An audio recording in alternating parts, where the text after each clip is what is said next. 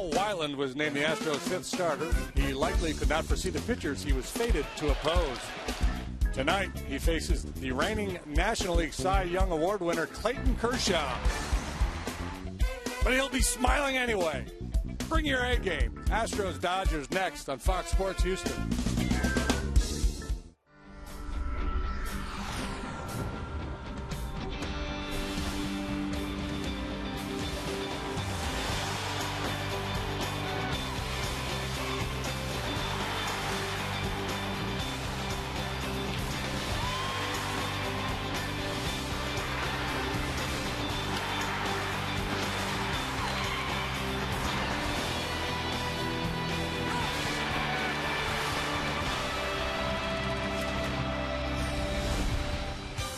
Live from Minute Maid Park in Houston, Texas, Fox Sports Houston brings you Houston Astros baseball. Tonight it's Game 2 of this brief three-game homestand. It's the Astros versus the Los Angeles Dodgers. Good evening, everybody. Bill Brown and Jim DeShays as the Astros meet another team with the best record in the National League. A few days ago it was Washington. Now it's Los Angeles, and the Dodgers won with good pitching last night, JD. And the Astros have faced a lot of very good starting pitching in recent days. That series in Washington, we saw a bunch of it. Saw a good start from Lilly last night, but tonight they go from the fire to the frying pan with Clayton Kershaw. He's the Cy Young Award winner last year. He's made 3 starts so far this year. He is winless, but the Dodgers have won all 3 of his starts. He pitches to a 2.35 ERA so far. Kyle Weiland, he's drawn the short end of the stick. He got Hansen, he got Strasburg. Now he gets Kershaw looking for his first win in an Astros uniform. Coming up is the Dodgers and Astros play. Last night, the Astros in their Colt 45 uniforms came close. A lot of close calls. Altuve out at second on a great play. And the Dodgers made other great plays as well as Hairston turned in a clinic at third base. We'll see how tonight's game goes in just a moment.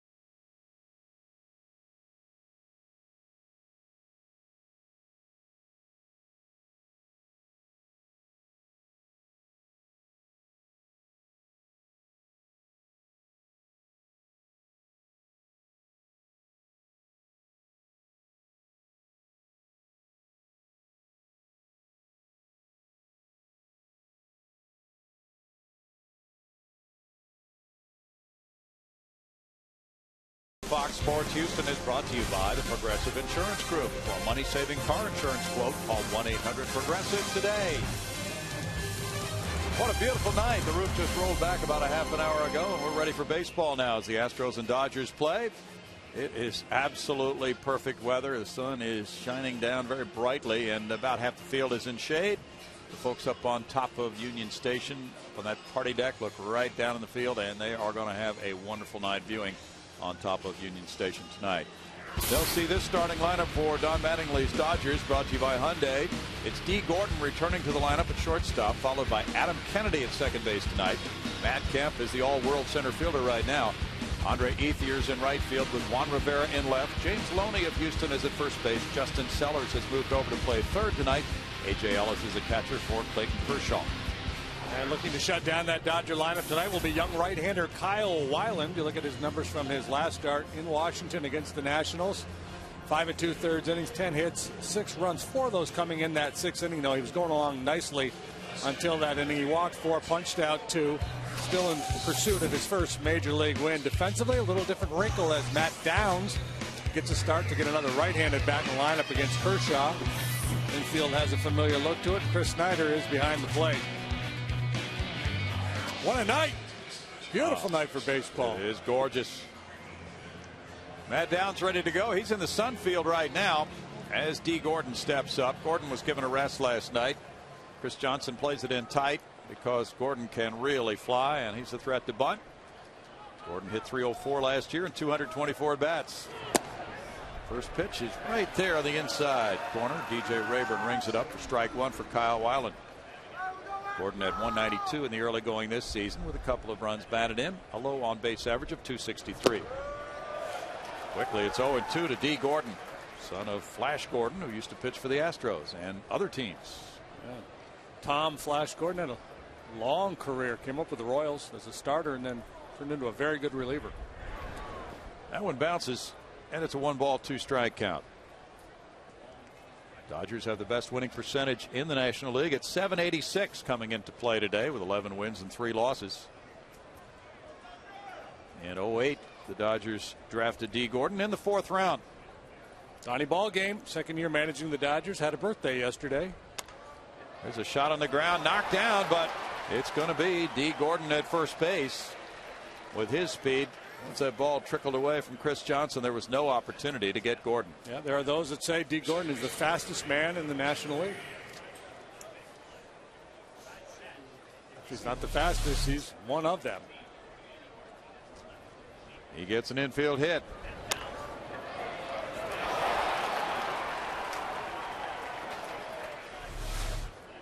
And Gordon has 8 steals already this season in 10 tries.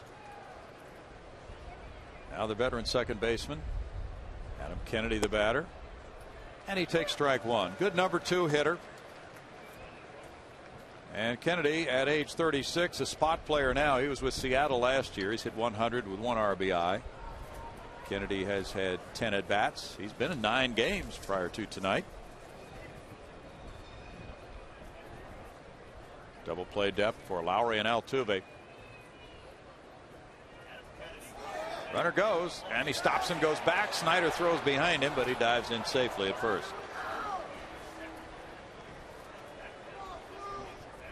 I don't know if Gordon lost his footing a little bit on his break. Maybe when he first pushed off, he started to slip and decided to scramble back. Dirt looks a little soft out there. Sure does. Yep. It did look like he slipped. 1-1 count. There's the breakdown. Yeah, if I'm pitching and Dee Gordon's on the other team, I'd ask the grounds crew to put quicksand out there and slow this guy down. Adam Kennedy, a first-round pick of the Cardinals way back in '97. Trying to advance the runner here. Pitch out. It's a 2-ball, 1-strike count. As you might have noticed, Snyder's thrown out 3 of 6 trying to steal. Took a shot with the pitch out there, nothing going. Now Gordon with a favorable count if he wants to try to steal a base. Obviously, with his speed, you have to pay attention to him, but you got to be careful not to become too consumed with him this early in the ball game. He draws the throw. Belly flops back in. Bigger issues lie ahead, like the man in the on-deck circle. Yeah, Matt Kemp, with his presence, commands that attention wherever he goes these days, leading the majors in homers and runs batted in. Yeah, so Just make sure you get Kennedy. If Gordon steals second base, you can tiptoe around Kemp if you want to. Kemp hit a 2-run first inning homer last night in the Dodgers 3-1 win. Runner goes, swing and a miss. Snyder's throw right on the button, and he guns him down. Caught stealing, Gordon gunned down, and Snyder now has caught 4 of 7. He put it right on the money to Jed Lowry.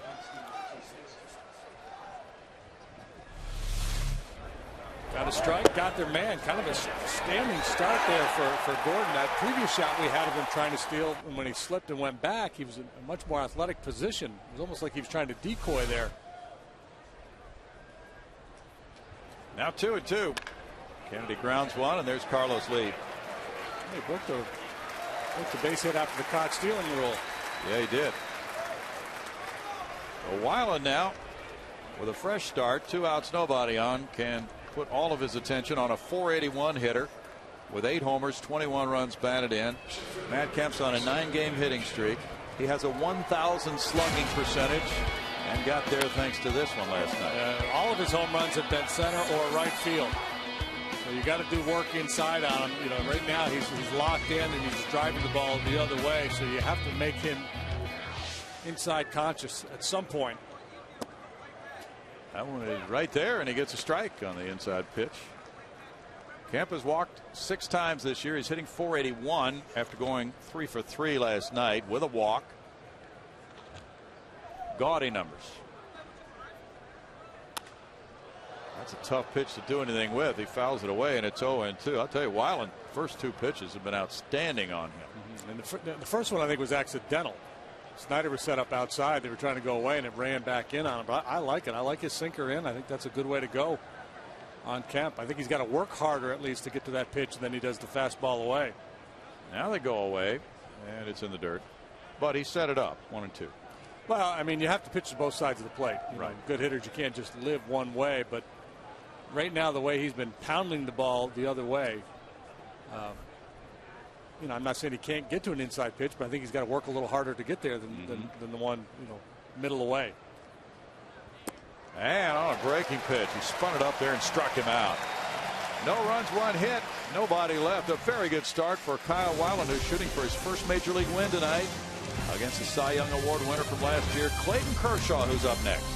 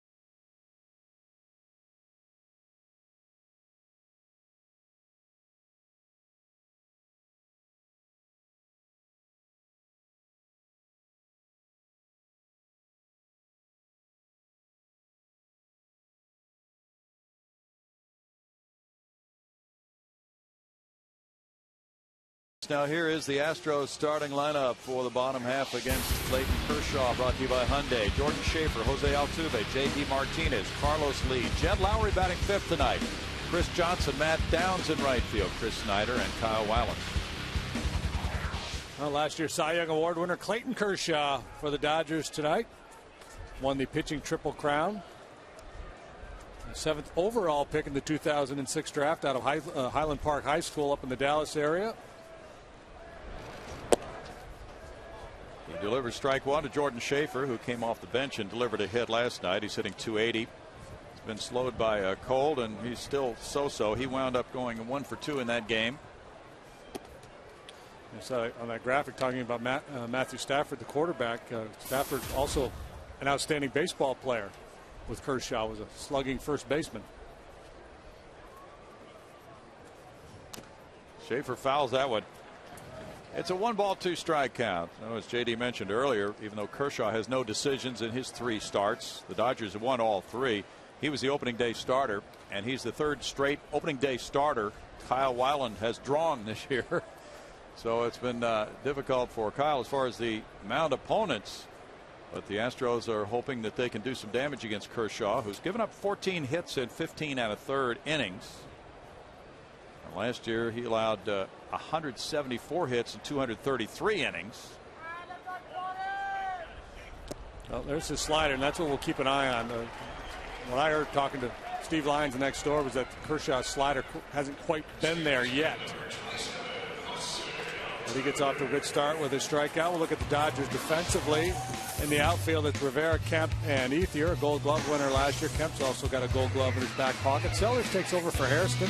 Pete Gordon in at short. Adam Kennedy at second. As a matter of fact, the only infielder who's in the same spot he was last night is James Loney down there at first. Jose Altuve begins the night at 347. And bangs one out into left center field. That's dropping for a catch. Matt Kemp.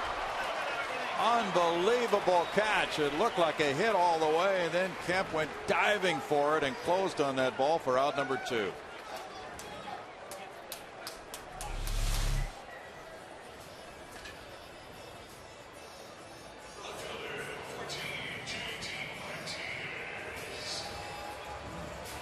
Well, Kemp, an outstanding defender as well.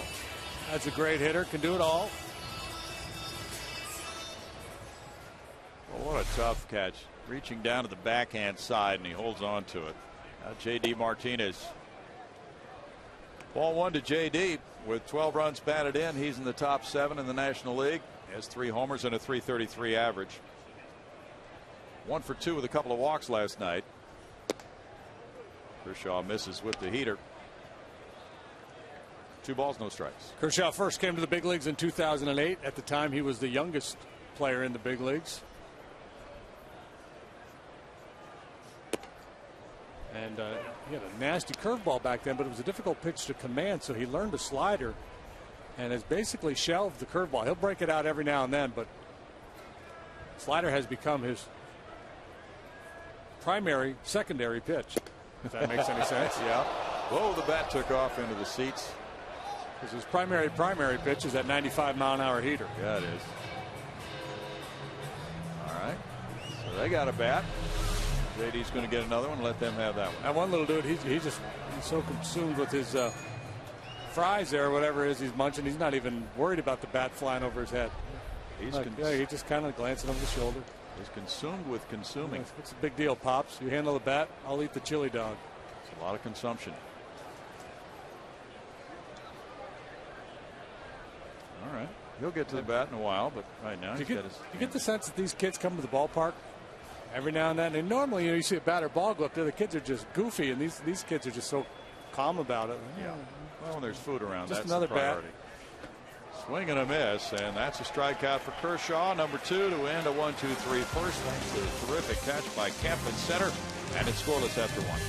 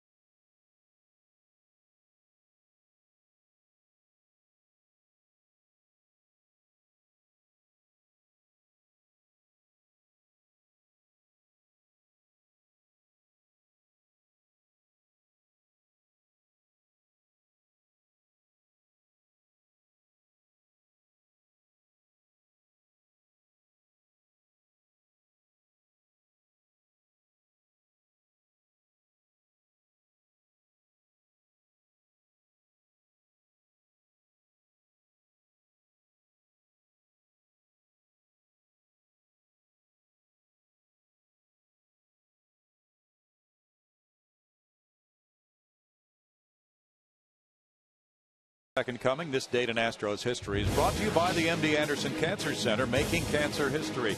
April 21st, 1978, Houston defeats Los Angeles 8-6 with the game ending on a triple play. Bob Watson catches the liner at first, steps on the bag, and throws to second to complete a Hollywood ending. Way to go, Bull. Andre Ethier leads it off in the second inning. And like Matt Kemp, he's off to a tremendous start in the RBI department. He's one behind Kemp with 19. There's ball one to Ethier, a .296 hitter with 4 homers, who in last night's game was 1 for 4 with an RBI single in the Dodgers' 3-1 win.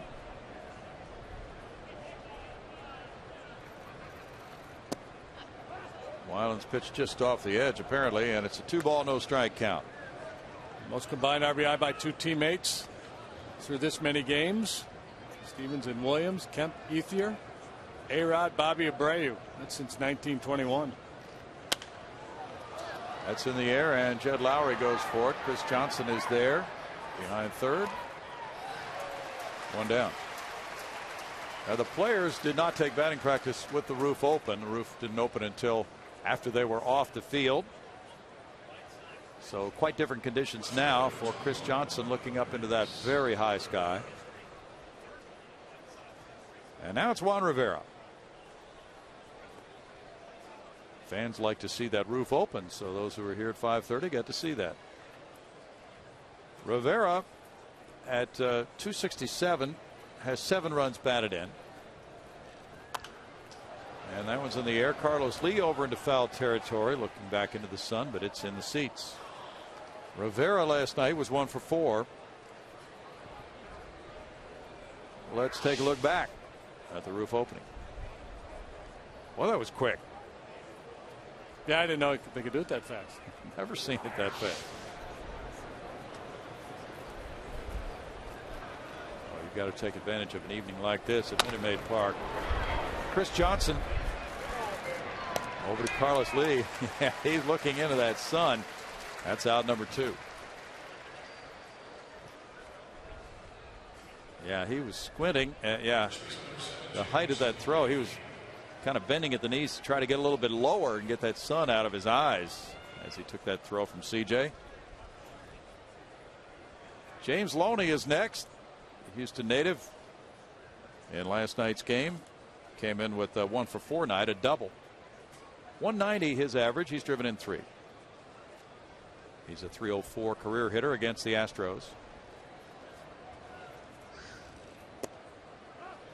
He lays off and it's ball 1. You know, Weiland featuring that sinker here early in his first start. He didn't really sink his fastball very much. Maybe he was amped up, overthrowing a little bit. High to right field. This is going to travel a long way for James Loney into the upper deck. Home run number 1 of the season for Loney. And the Houston native makes it 1-0 Dodgers here in the second. 4th long ball surrendered by Weiland this year. He went down. It was a sinking fastball. It was down, but Loney, like a lot of left-handed hitters, likes the ball down there apparently, because he went down and put a beautiful swing on it.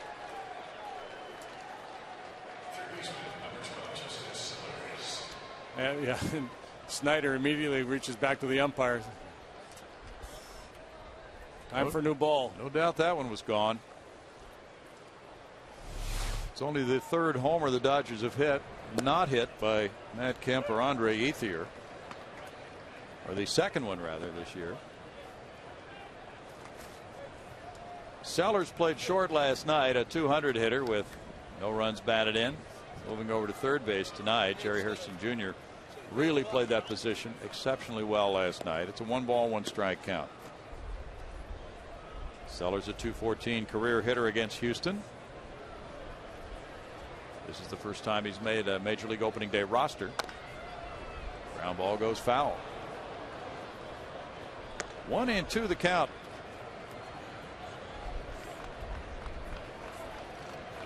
Sellers one of many players who have started at third base since Adrian Beltre left in 04. You were talking about that last night, JD. 2 balls, 2 strikes. Seems like it's been a black hole for them. Well, Charlie Steiner, who does Dodgers radio, said there have been 25 Dodger third basemen since '04. And Juan Uribe, so Charlie got that research today. Uribe is sidelined right now by a left wrist that's bothering him. That's a strikeout looking. Strikeout number 2 for Weiland. Loney's home run makes it 1-0 Dodgers.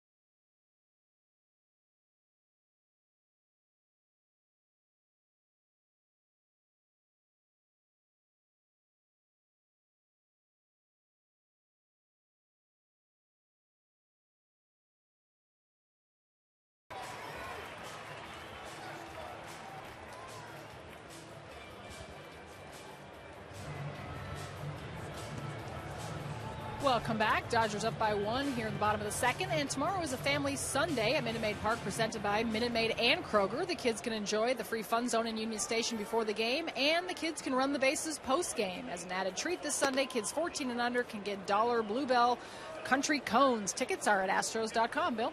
Sounds like a great day. We look forward to that tomorrow. Thanks, Betty. That's getaway day for the Astros. Carlos Lee taking ball 1. And it's 2-0 to El Caballo with a homer, 9 runs batted in, and a .250 batting average. Last night he was 0 for 2 with a pair of walks. The Astros drew 7 walks in that game, but they scored 1 run. Got 5 hits, all singles. That's in the air to left center. Kemp coming over, and Rivera comes in for out number 1. 4 straight set down by Kershaw.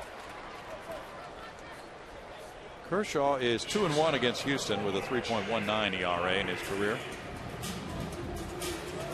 Pitched twice against the Astros last year. He pitched very well both times. Brad Mills was counseling his hitters. He said before the game today to try to lay off that slider if they can. 222 with 1 RBI for Jed Lowry, a switch hitter. Batting 5th because Brad Mills wants a contact hitter behind Carlos Lee for this game, but he said ultimately Lowry's destination is probably the number 2 spot in the lineup. Altuve probably the number 8 spot. That's the way Brad thinks it will fit best for this Houston batting order. There's the big curveball. 0-2. Yeah, I mean, for me, I understand his thinking, but if Altuve continues to hit the way he's hitting, he's got to hit near the top of the order. You can't have a 340 hitter hitting 8th. Yeah, that's a shot, but it hooks foul. Oh my goodness! That's all right, a scorcher sir. Down there. Yeah. Well, last night Lowry hit that ball, and Hairston made a terrific play on it back in the 5th inning to get the force on Martinez. And Jed said, you know, I haven't seen that many balls hit where the third baseman's diving to his right and he knocks the ball back toward the base. That's what happened.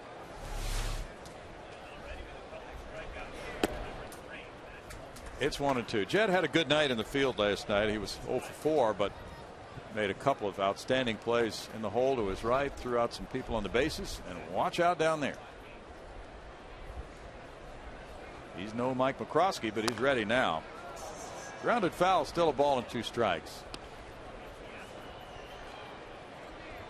People raving about the glove work in the third base stands of McCroskey last night. McCroskey, you got to like his chances. Pretty solid. That's banged into center field. That was a hanger, and Jed just knocked it up the middle. Becomes the first Astro base runner. That's exactly what Brad Mills was hoping for. Good contact approach. And the Astros get a man on with 1 out. Kershaw comes back with another breaking ball. This was kind of a roller, just tumbled up there, and Lowry with the weight on the front foot, but the hands back, gets through it nicely. Good solid single. He's aboard for Chris Johnson. CJ at 283 has driven in 4. Last night he was 0 for 3 with an intentional walk. Lowry draws the throw. Lowry's 1 for 1 in steals. Yankees and Red Sox have a wild one going. The Yankees got 7 in the 7th. They've scored 7 more in the 8th, and they're still batting, leading 15-9. Oh my goodness. Grounded foul. So that Red Sox pitching staff imploding. Mark Teixeira has hit a couple of homers. Nick Swisher has his 4th of the year, and Cody Ross for Boston, number 3. Bobby Meacham down there probably going to lobby Brian Honora, the first base umpire, to keep a close watch on Kershaw. That time he didn't really come set as much as kind of glided through his delivery before making the pitch with the hands. Now they've got him picked off. He's got a balk. No, balk, yeah. Well, Kershaw was looking over and gets the explanation from Honora. And shaking his head now as he hears the umpire's reasoning. Well, maybe Meach was lobbying. Hey, it worked against the Astros when they were in Washington. Washington's third base coach was lobbying for a balk. Oh, yeah. Drifted his body towards home plate. He sure did. Now, that was one of the more clear-cut balks we've seen. Yeah, and that was an example of a pitcher trying to deceive a base runner, which justifies a balk call. Some of these other goofy ones just doesn't make any sense. Inside, 1-1 to Chris Johnson. Matt Downs on deck. You just don't know how many times, how many opportunities you're going to get against a guy like Kershaw. Against most elite pitchers, you feel like you have to get them early before they get locked in.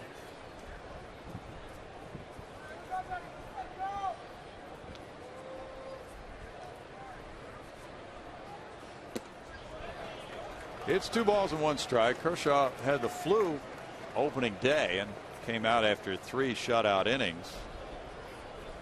Already making his 4th start of the year.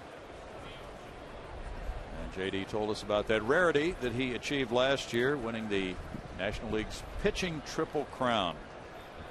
Leading the league in ERA, strikeouts, and wins. He tied for the league lead in wins, actually, with Ian Kennedy with 21. Ground ball third. There's a check of the runner, and Sellers gets the out at first with Lowry holding at second, 2 outs. Kershaw, the youngest pitcher to do that since Dwight Gooden back in 1985. The all-new $2 Powerball from the Texas Lottery has landed, and the current estimated annuitized jackpot is $152 million. Play today because Powerball has changed for the bigger. Sound like Dr. Evil, Brownie. Matt Downs with a 167 average and 1 RBI, has a double and a triple this year.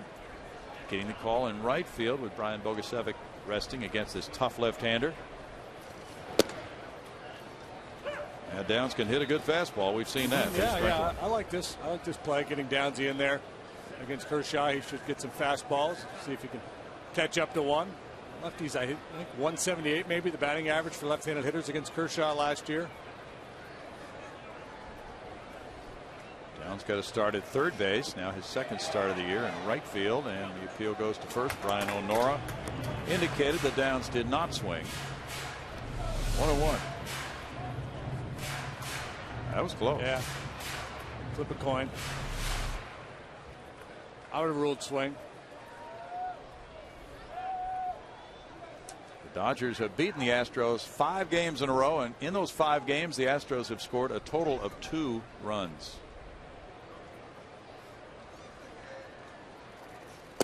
Inside, Lowry is playing it pretty well at second base with his walking lead there with 2 outs in the inning, trying to get just a little bit further off as Kershaw delivers. 2 balls and a strike. Downs 0 for 13 in his career against Dodger pitching. Kershaw's looking back now. He kind of froze him that time, so somebody may have said something to him. 3-1 to count.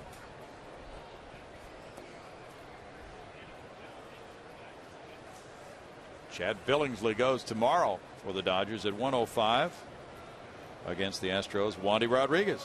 And that's it for the homestand already. Hardly call it a homestand. Just a drive-by. It's a drive-by. Popped up. And Sellers comes in. In the second inning, it's no runs, a hit. Runner stranded. And the Dodgers lead on the Loney homer 1-0.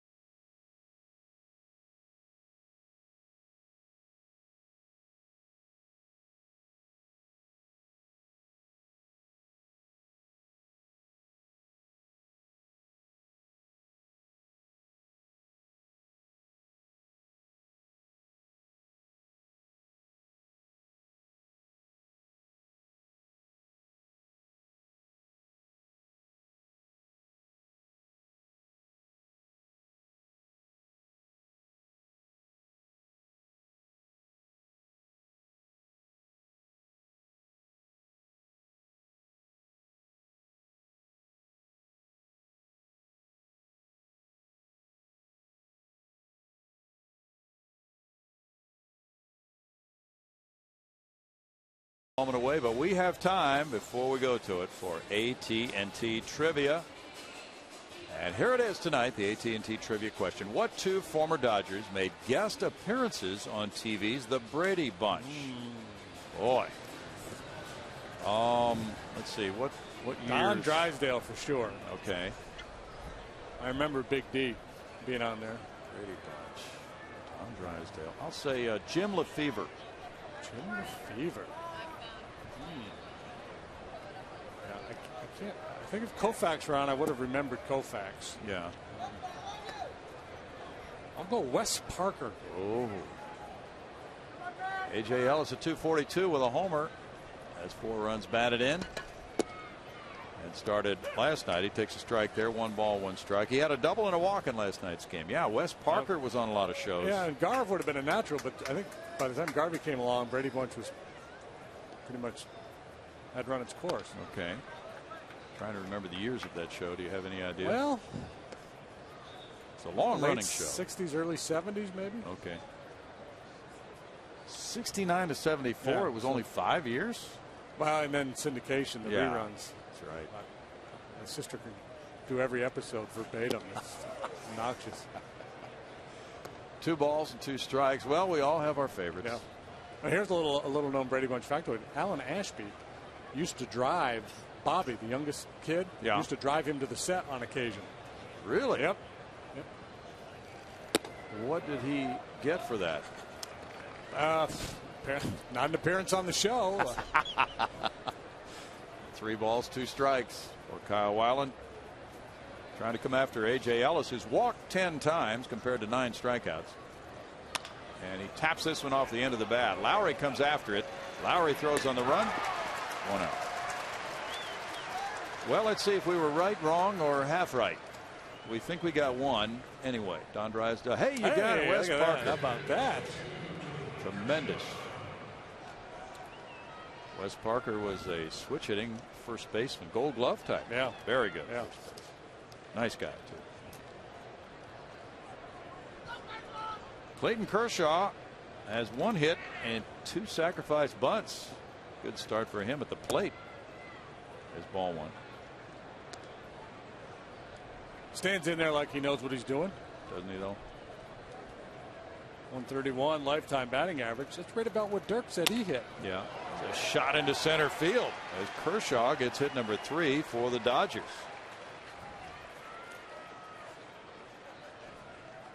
Just a reminder, as you enjoy a cold one, to look forward to Miller Time later in tonight's game, brought to you by Miller Lite.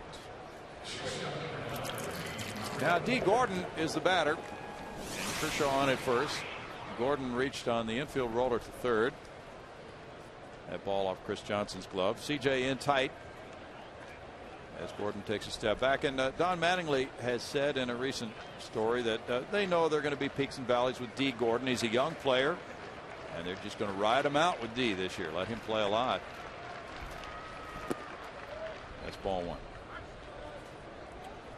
Now, it will be interesting if they continue to play well and they're near the top of the standings, how committed they are to D if he doesn't start to get it going on a little bit with the bat and in the field. He's error prone as well. Yeah, D doesn't play good D all the time. No.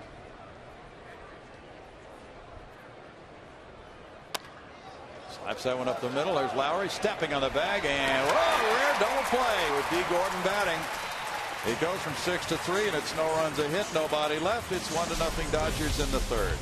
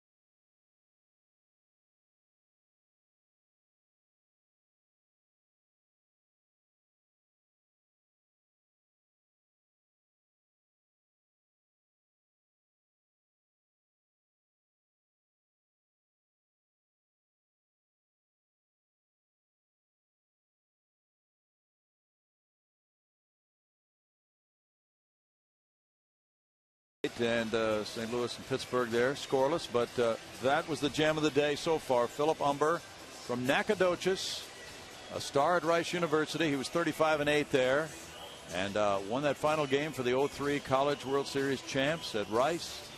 First round pick by New York. He was the 3rd player drafted in 04, and Philip Umber has pitched the most recent perfect game. 21st perfect game in Major League history. He struck out 9, needed less than 100 pitches to get it done. Now Chris Snyder takes ball 1. Chris has hit well, 3 for 7 with a homer. 2 runs batted in against Kershaw. He's hitting 100.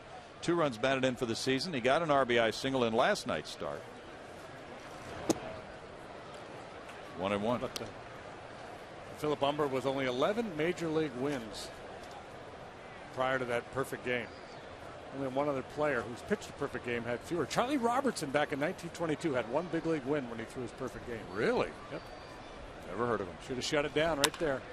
Ground ball, but the second baseman is there, down on a knee, Kennedy. And he was positioned. That looked like it might have been a hit with a different type of positioning, but Kennedy was there for out number 1. Snyder, pull hitter. The Dodgers play him a step or two to pull. So it becomes pretty easy for Kennedy. Kyle Weiland is 0 for 3 with the sac bunt. Philip Humber was claimed on waivers by the White Sox prior to last season.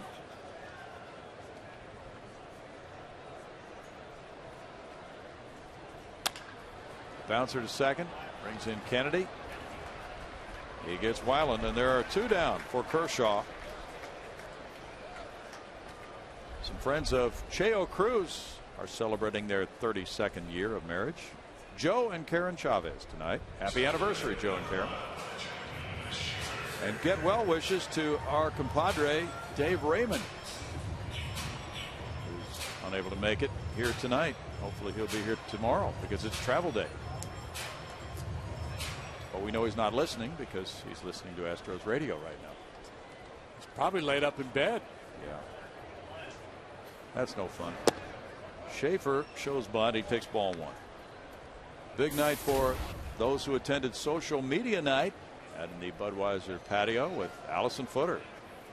Patty Smith had her report. There's Brett Dolan all by himself with Milo, but no Dave Raymond to join Brett for the upcoming middle innings. So it's kind of lonely for them over there.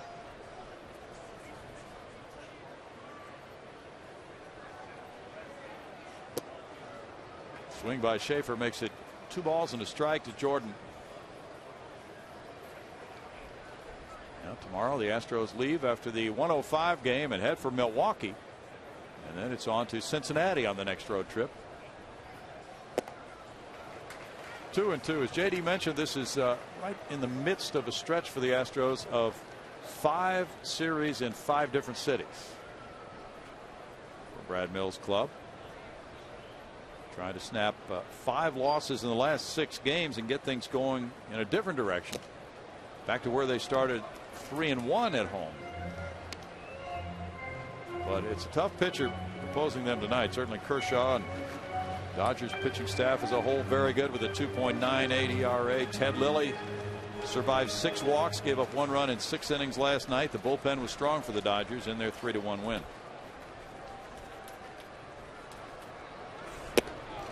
And a strikeout for Kershaw is number 3 of the night. After 3, it's 1-0 Dodgers.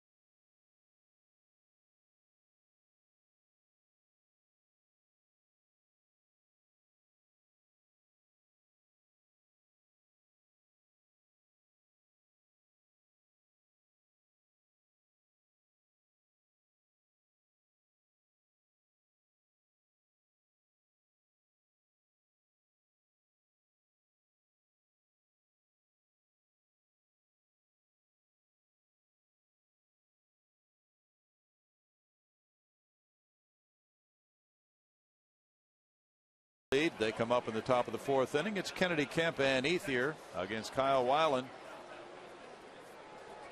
Adam Kennedy's played more games at second than any other active major league second sacker. Now time called. See what's going on out there. Oh yeah, there's a ball boy loose in the outfield. Yes, indeed, he has retrieved something. Kennedy grounded out to Carlos Lee back in the 1st.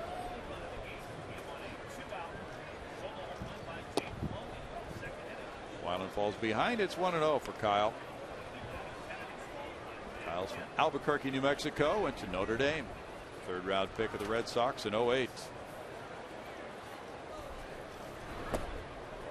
Kennedy takes that one as well, and he's ahead. 2 balls, no strikes. Kennedy's been a pretty good low fastball hitter over the years too. He's got a little bit of an uppercut swing. .272 career hitter. That one's over the corner. It's 2-1.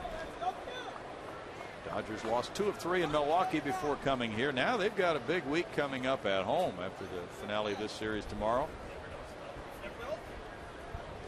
That one cuts in on him and he swings at it.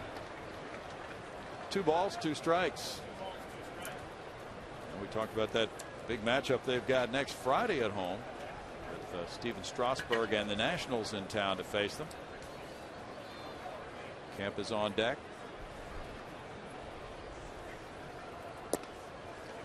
Back to back with that cutter in. Kennedy offered at the first one, laid off that one. Push comes to shove. He's usually hacking. He doesn't like to walk. Well, I shouldn't say he doesn't like to walk, but he prefers to swing.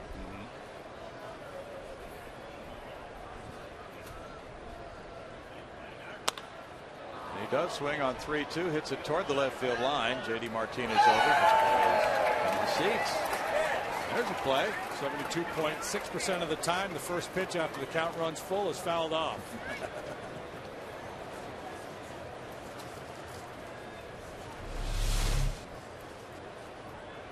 There's that play. Yes, sir. The other day was the National High Five Day. Was it? You know, yeah. Did you participate? No. Most of us didn't know about when we were in Washington. Oh. I didn't know such a thing existed. No. Ground ball at the middle. Altuve over to his right. Takes it over to Carlos Lee, out number 1. Yeah, the Atlanta Braves start that homestand in Los Angeles.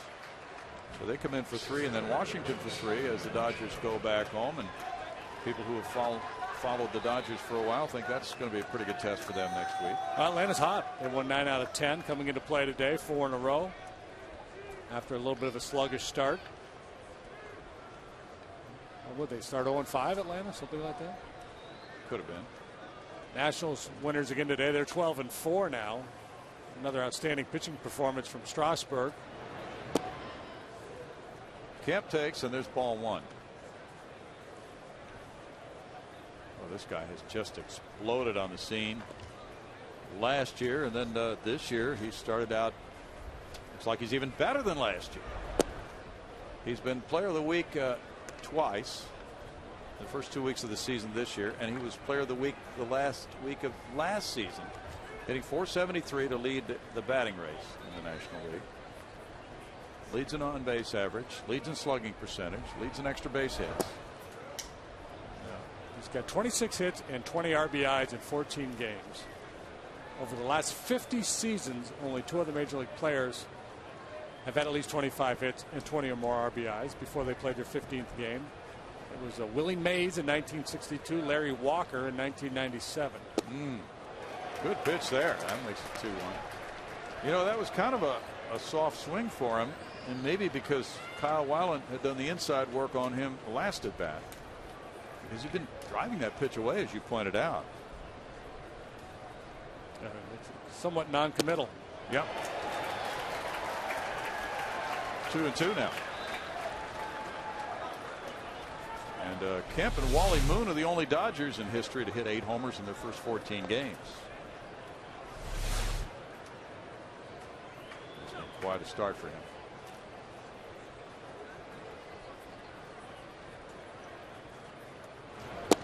Oh, strike 3. Weiland gets strikeout number 3. Pretty nice job there by Weiland, and give Chris Snyder, the veteran catcher, some credit the way they worked Kempton that at bat. Remember, they punched him out swinging at a slider off the outside corner last time. Now they come back with 2 strikes to a fastball out there, and you can almost get inside of Kemp's headset. I'm not going to chase that ball out there.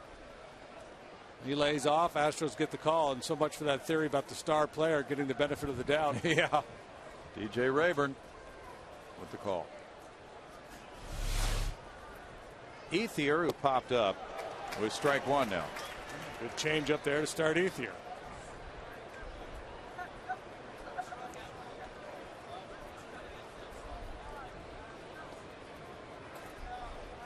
Kyle dropping a little crafty here on these Dodger hitters. Sure is.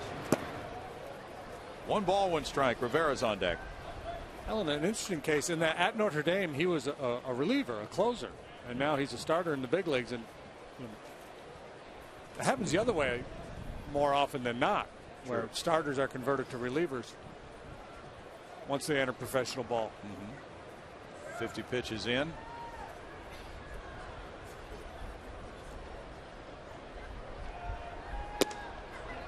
Yeah, usually a guy who's successful as a starter in college might be converted to relief pitching in professional ball because maybe he doesn't have 3 quality pitches or something on that order. Maybe they were quality in college, but not in the pros. Right. 2-2. It's 1-0. The Dodgers lead it here in the top of the 4th inning with 2 outs on a gorgeous night on a home run with 2 outs in the 2nd by James Loney. Kyle Weiland against Clayton Kershaw. Bill Brown, Jim DeShays, Patty Smith with you tonight. And Bart Ennis and Steve Sparks are here doing the pre and post game work. Beautiful night to be out. That squirted foul. Yeah, if you're in the area, come on in. Good. Plenty of baseball yet to be played. And you know, it won't be long before it'll be just smoking hot and we won't be able to enjoy this nice weather. Enjoy it while we can. Oh, what an inning. So Weiland struck out Kemp and Ethier back to back, looking to give him 4 strikeouts in the game. That's an inning to remember. It's 1-0 Dodgers.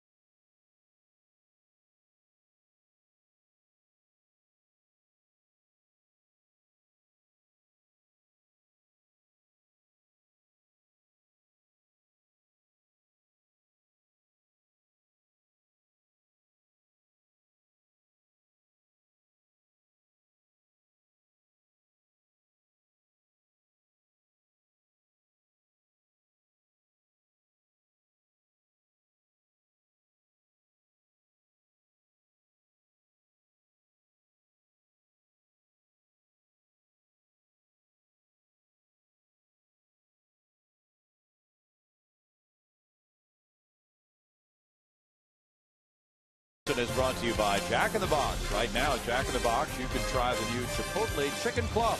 Make it a combo with fries and a drink. And by the all-new Mazda CX-5 with 35 highway miles per gallon.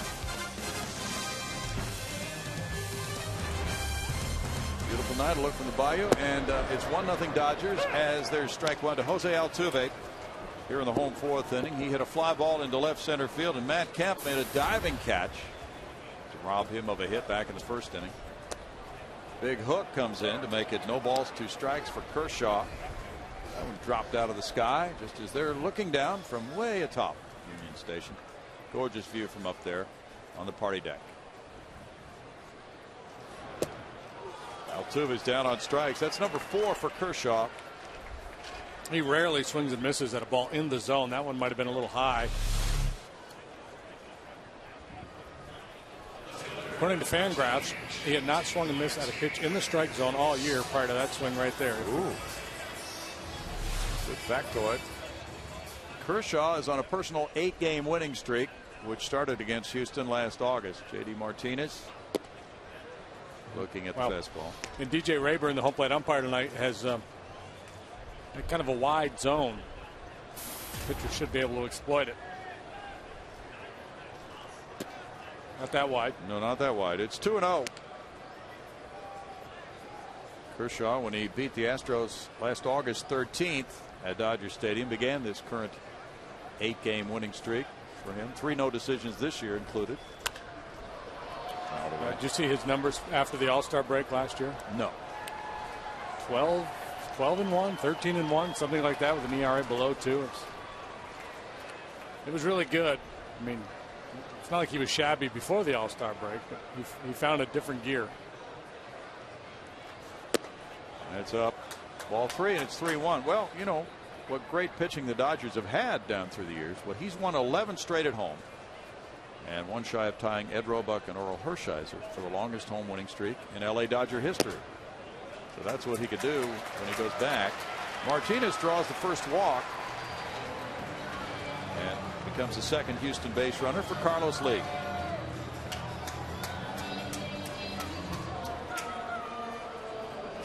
Carlos had a 2-0 count. He hit a fly ball to left back in the second inning. Kershaw became the 8th different Dodger to win the Cy Young Award. And there's a throw over to first. J.D. Martinez does not have a stolen base attempt this year. Kershaw got 27 of 32 first place votes for the Cy Young.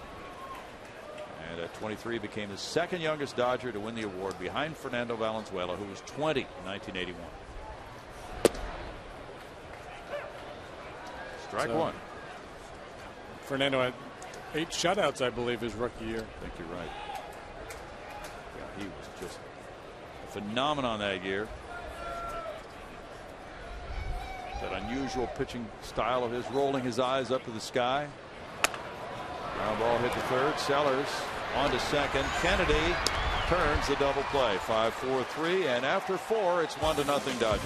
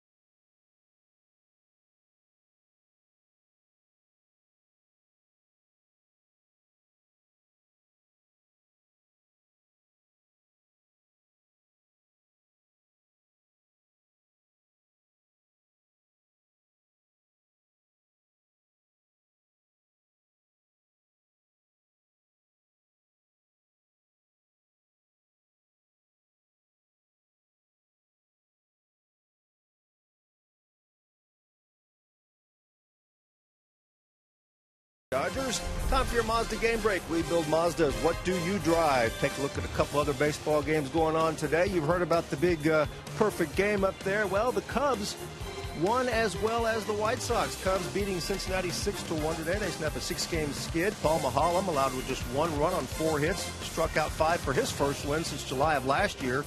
Cubs scored 4 in the second. Starlin Castro with a double and a triple for the Cubbies. And in 10 innings, Washington over Miami 3-2. Logan Morrison had hit a 2-run homer for the Marlins to tie it in the top of the 9th. Marlins commit a throwing error in the 10th to lose the game 3-2. And the Mets beat San Francisco 5-4. Giants had tied that one in the top of the 9th. Mets win it in the bottom of the 9th, 5-4 the final there. That's been your Mazda game break. Guys, back to you. Now it's Juan Rivera leading it off here in the 5th inning. Rivera grounded out in the 2nd. Thank you, Bart. There's a smash, and that's a fair ball. It kicks out toward the shortstop, Jed Lowry, who goes for it, but Rivera will be able to get a double on this on a hard hit liner. That'll be hit number 4 for the Dodgers. Off the bat, it looked like it was going to go down into the corner for extra bases, but instead it hit that little cutout area and just settled there. That's a play that Clint Barmas gotten very good at anticipating that ball and being able to hustle over, and at times being able to prevent a base runner from getting to. Rivera picks up his 3rd double in a 1-0 game. That's hit number 4 for the Dodgers. James Loney got their 2nd hit, and it was a upper deck home run to right field. First long ball of the year for Loney.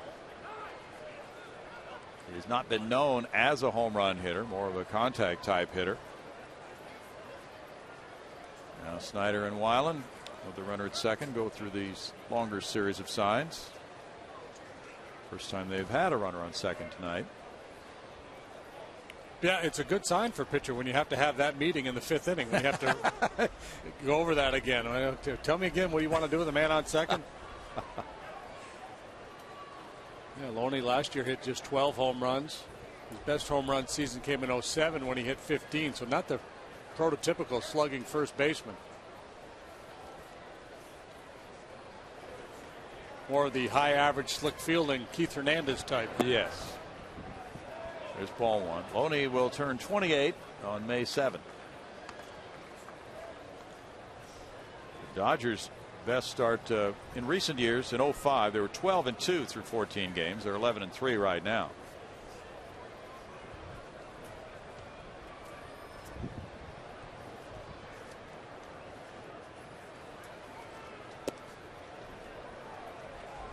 It's 2 balls, no strikes. And of course the poison environment around Dodger Stadium last year as the fans really stayed away in droves to make a statement about Dodger ownership. Don Mattingly and his club being greeted quite differently by the Dodger fans this year with the pending ownership change to Magic Johnson's group with Stan Kasten. So the whole environment is going to be better, it seems, when that page is turned. 2 balls and a strike, and yeah, the Dodger dogs will taste a little bit better. Well, they do taste better when you're 11-3 also, don't they? Yeah, the beach balls will be bouncing around the stands again. And the fans will continue to leave after the 7th inning. But they'll leave in a better mood. Yeah. Hey, he's doing a nice job here after falling behind Loney.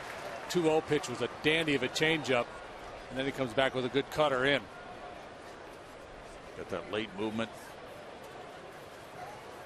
Kyle at AAA Pawtucket last year for the Red Sox was 8-10 with a 3.58 ERA, and then 0-3 for Boston with a 7.66. So just trying to establish himself this season as the Astros' number 5 starter to open the year. You know, we talk about that all the time, yeah. JD. Well, he's number 5, but he's opposed number 1 3 times. That's all. It just at the start of the season, and then from there you can pretty much throw it out the window in terms of the matchups. This is a home run from Loney. He got that low ball in the air, big time, into the 2nd deck.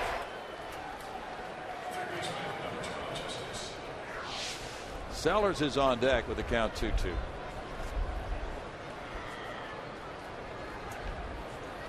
Weiland and Lowry traded for Mark Melancon last December.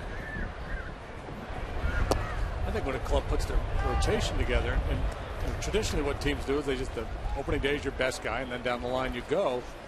And then sometimes they'll try to create a break so you don't have your lefties back to back. There's some theory that says that might give an advantage to the other team. I don't buy that. But I like the idea of maybe splitting your rotation based on the guys who you expect to give you a lot of innings, and then slotting in between them the guys that probably need a little more help from the bullpen. So instead of taking your fifth guy, if he's a young guy, and slotting him fifth, maybe you put him between your two horses, and because you expect your ace and your other horse to give you a lot of innings. That makes sense. In this case, maybe just theoretically, right? So you could have gone Wandy, Weiland, Norris, and they went Weiland, and they went Wandy, Harrell, Norris. So same thing, in that Lucas doesn't have a lot of experience. Right. Probably doesn't matter much. You just need a bunch of good pitchers. Well, the starters for the Astros have combined for a 3.87 ERA. They have 9 quality starts compared to the Dodgers' 8. And goes foul. Still a full count on Loney. So actually they're hanging in there, but without a whole lot of run support recently. So for the Astros, who have played so many close games, just a matter of something good happening at the right time for them. They lost 4 games by 1 run on a 2-5 road trip just concluded, and lost by 2 runs last night. And they've been in every game this year. They're 5-9, but just little things happening. One game it might be 4 errors. They've done that twice. They're certainly not pleased with that. But another game, maybe a call doesn't go their way, or somebody doesn't get a hit with bases loaded, things like that. So, well, they'd love to have some of these little things turn for them. Kyle certainly doing a good job tonight. And same thing last night. Jay Happ gives up a 2-run homer in the first, a run in the third. The Astros don't score until the fourth, and that's the only run they get. And that's a walk to Loney. Runners at first and second with nobody out for Sellers. Not a bad try there. He showed Loney changeup, cutters in, fastballs running away. Tried a backdoor breaking ball there. And DJ Rayburn, as I mentioned, has had a pretty wide zone, but that time Kyle did not get the call, and Rayburn got it right. But a good try.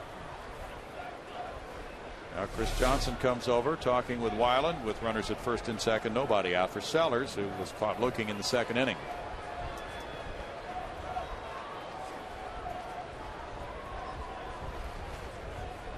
CJ's in tight. A.J. Ellis on deck, then the pitcher spot. Carlos charging from first. Showing bunt. Sellers takes it, strike one. I don't think he was bunting there. I think he was taking all the way, because if he was being asked to sacrifice there, that's a ball you got to try to bunt. Well, last night you were talking about Adrian Beltre leaving after holding down third base for the Dodgers for several years. They've had 25 different guys since he left, including Sellers tonight. Casey Blake, Blake DeWitt, Wilson Betemit, Juan Uribe, Aaron Miles, Nomar Garciaparra, Willie Ivar, Oscar Robles, a long, long list of 25 guys. Put it in the air and foul. It's been an open casting call for third base in L.A. Good way to put it. Yeah. They've had Billy Miller, Antonio Perez, Tony Abreu, Jose Valentin, Cesar Izturis, Ronnie Belliard, and so on down the line. A lot of guys.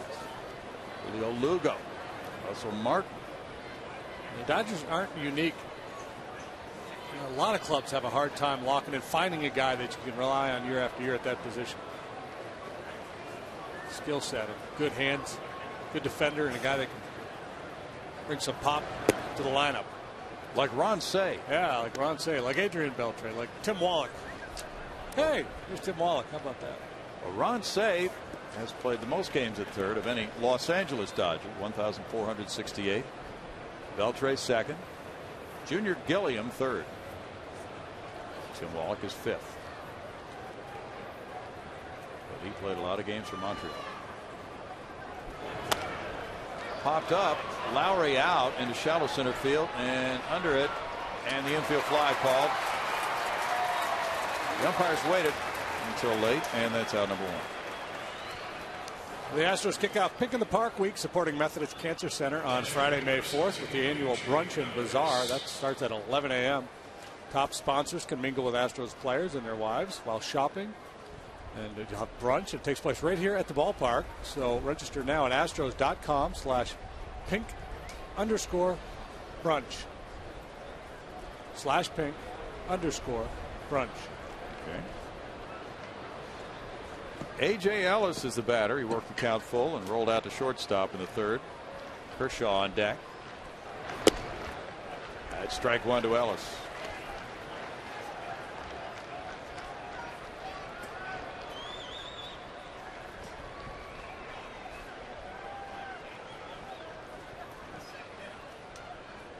Ellis is from Cape Girardeau, Missouri.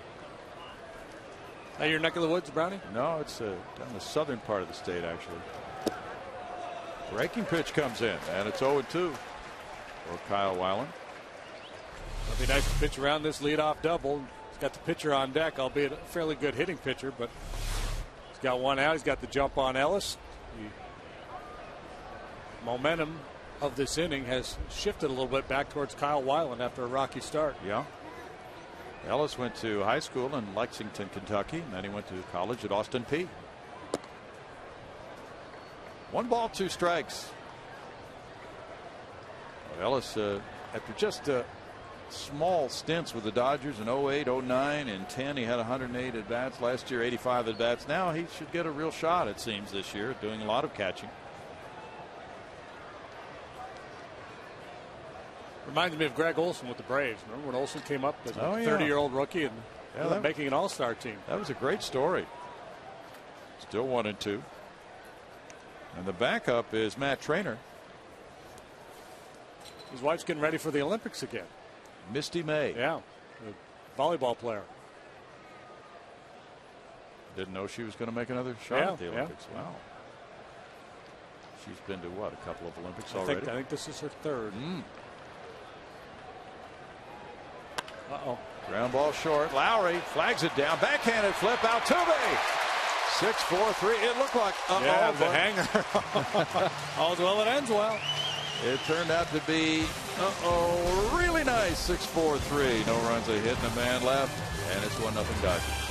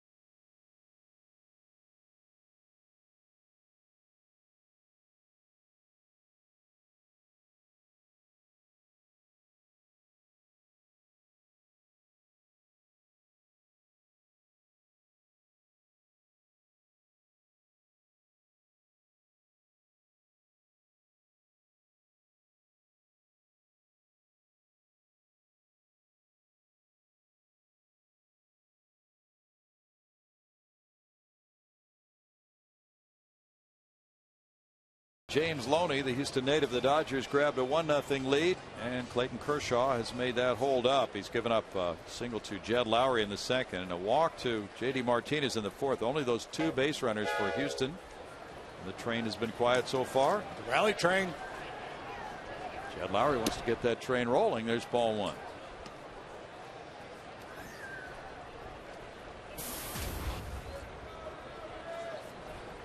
Jed hit a 1-2 pitch to center field for his hit. That's good for a strike. A little change up there. We were talking last inning about Kershaw splits pre and post All-Star game last year. That's finishing with a kick, my friends. 12-1, .31 ERA after the break. missing there, and Lowry has worked the count to 2-1. This is one thing that Brad Mills really likes about Jed Lowry. He does work the count.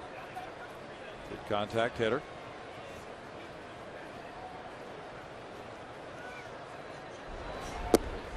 And it's 3-1 to him. Rangers got a run in the top of the fourth to lead at Detroit 1-0. Tigers do not have a hit through 3 against Pedro Feliz. Neftali Feliz, sorry about that.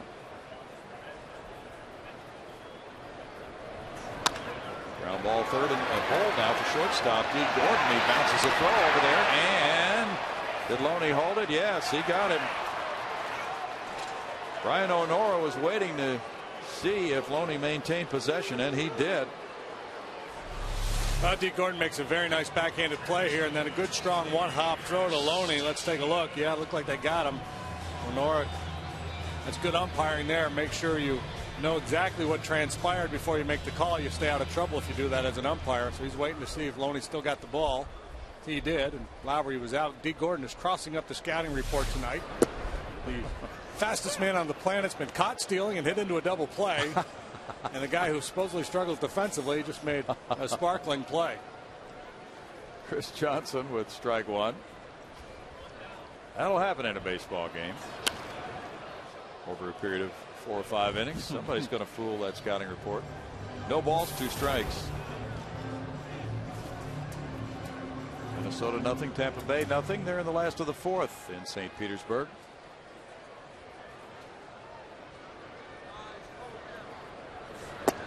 Remember back in the Vero Beach days, JD, when Clayton Kershaw was a Dodger minor leaguer, and the Astros were there to play the Dodgers in spring training, and we were walking back over toward the stadium, and he was surrounded by autographed speakers, and he was patiently signing away. At that point, he was probably in Double-A, and a big time prospect. We came out of high school. He was the National Player of the Year, the Gatorade Player of the Year. He was all everything. He threw a perfect game in high school where he struck out everybody. Really? Yeah. He was offered a scholarship to Texas A&M. Well, at Highland Park High School, 12-0 with a 0.77 ERA, 139 strikeouts in 64 innings as a senior that year. Swing and a miss at that slider down and in, and that's number 5.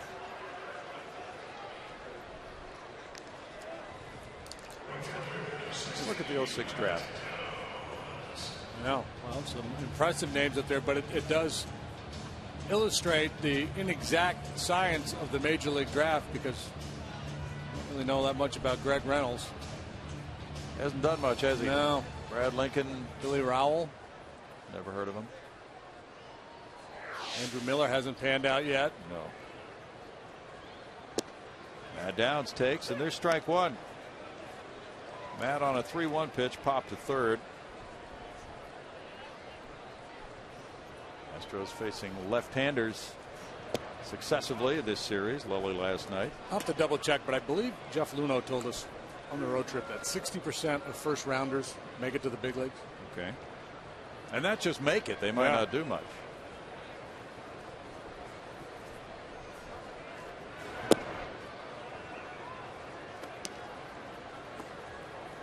Two and one. This year, of course, the Astros picked 1-1, first pick of the first round. There's a higher percentage of those that make it to the big leagues, but it's still not guaranteed. Downs up the line in right, and that one will be in for a hit and then goes out of play for a double for Downs. Second double of the year for Matt. Landed it right near the line in right as Ethier came over. Well, decision time now for Don Mattingly. After that 2-out double, do you walk Snyder and pitch to Weiland, or you risk giving up the game-tying base hit to Snyder? Right on the line, and then it kicks up into the seats for a double. If I'm Mattingly, I'm not a big fan of the intentional walk, but I would be inclined to do it here, or at least pitch around him. If I'm Mattingly, I'm thinking, well, I'd love to have the pitcher leading off the next inning, but there's a real good chance they're going to use a pinch hitter next inning anyway, so you lose that advantage. Now intentional walk. Now, I think this is the play. Well, considering Snyder's career numbers against Kershaw, 3 for 8, including a homer, Mattingly's going to work to the pitcher, Weiland. Yeah, he had a good swing last time. He hit that sharp ground ball to second base. He's a good fastball hitter. So it'll be Weiland with 2 men on and 2 outs.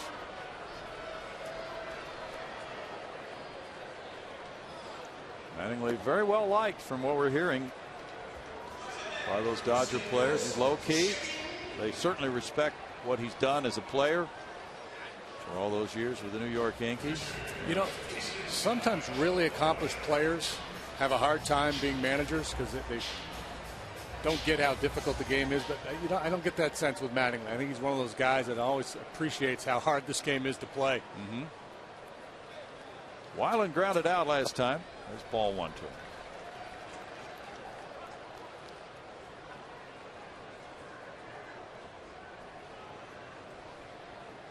Jordan Schaefer's on deck in a 1-0 game in the 5th. I think Ethier's too deep in right field. Boy, he is deep. Not that Weiland's going to pull Kershaw. Now it's 2-0. Kemp's really shortened up in center. Rivera in left. There's a far greater chance that he's going to a little dying quail in front of you than he is to hit it over your head. Yeah.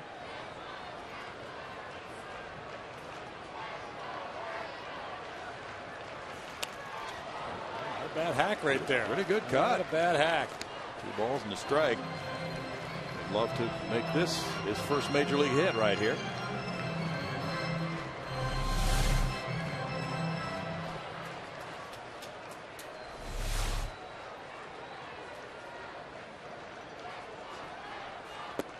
Now he's worked the count to 3-1. So Kershaw, after walking Snyder intentionally, falls behind the pitcher.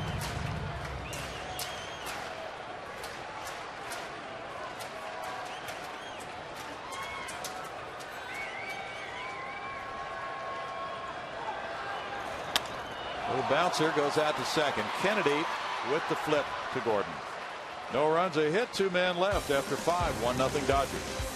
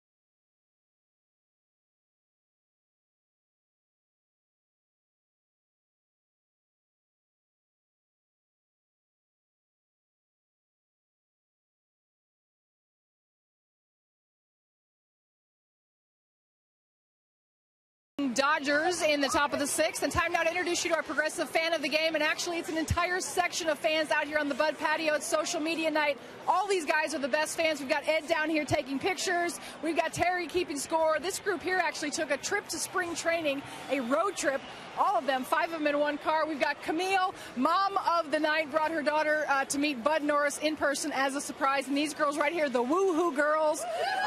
You guys have been having so much fun out here all night long. Just talk a little bit about your day. We actually, these two started at 1 o'clock. They went to go see Jason Castro. We met at Union Station at 3 o'clock. Got to watch batting practice. Came down here. We got lucky, got to meet Bud Norris, one of the nicest guys. I think that's one of the things we like about the Astros is you're cheering, you're rooting for really nice guys. So we're having a great time. We've met lots of people that we're now really friends with because of the Astros sweeps. Yeah, and it's awesome. You guys, you're all a bunch of friends out here, but you got to real quick before I let you go. The Woohoo girls came from... Actually, yes, we're from Lake Jackson. They made our name up, the Tweeps. They're wonderful people, and we've decided since we make our shirts and we all look the same, and this is the time that it's okay to be dressed the same in public. It's the only time it's socially acceptable. All right, socially acceptable social media night out here on the Bud Plaza. They are all our progressive fans of the game. Good job, everybody. All right, a lot of socializing out there with Patty Smith. And yeah, that looks like a wonderful time for them. With great weather tonight, and Allison Footer lines all that up. There will be 3 more of those social media nights later this year. Meanwhile, Clayton Kershaw has a 2-2 count. He singled in the 3rd inning. A tight 1-0 game here.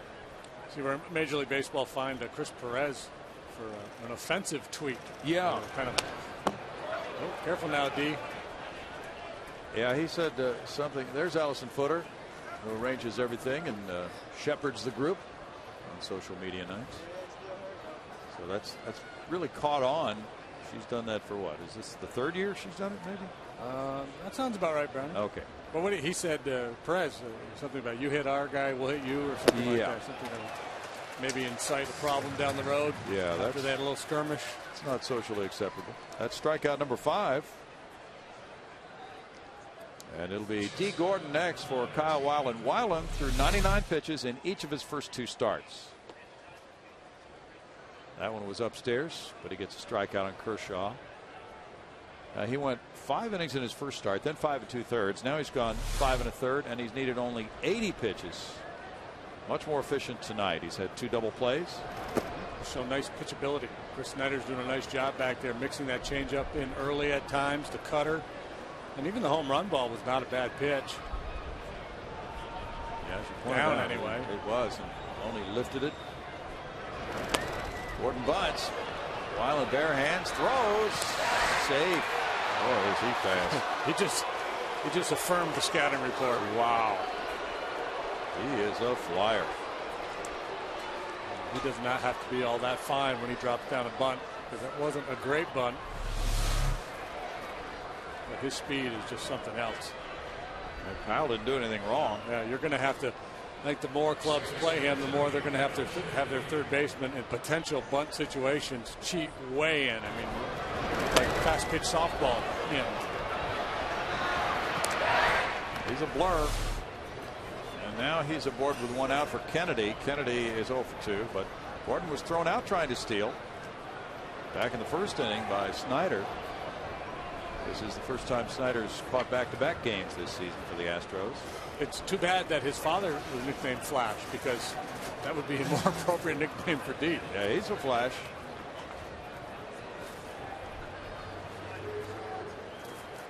Kennedy's hit the ball on the ground both times. He's flashy with that speed. Well, you know what they used to say about the old Negro League star, Cool Papa Bell. He was so fast he could turn out the lights and be in bed before it got dark. He once hit a ball up the middle, and it hit him in the backside, sliding into second base. That's fast. 3.6 seconds from contact until he reached first base for D. Gordon, going down that line. Good stuff.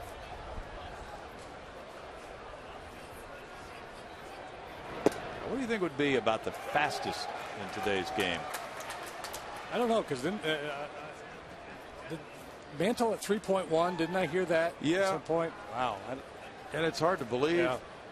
It's hard to believe, but he was really fast. Kirk Gibson was really fast. Oh, the throw goes up the right field line. They had him picked off, too. Now Gordon's going to go to third base. Matt Downs with a long throw, and he's there at third. It's the impact of the speed. Error Weiland, his second error. It's a two-base throwing error. That'll force the Astros to bring the infield in with just one out in the inning. Yeah, Gordon really late to react there. As was Carlos, for that matter. Yeah. They were both picked off. Now the infield comes in.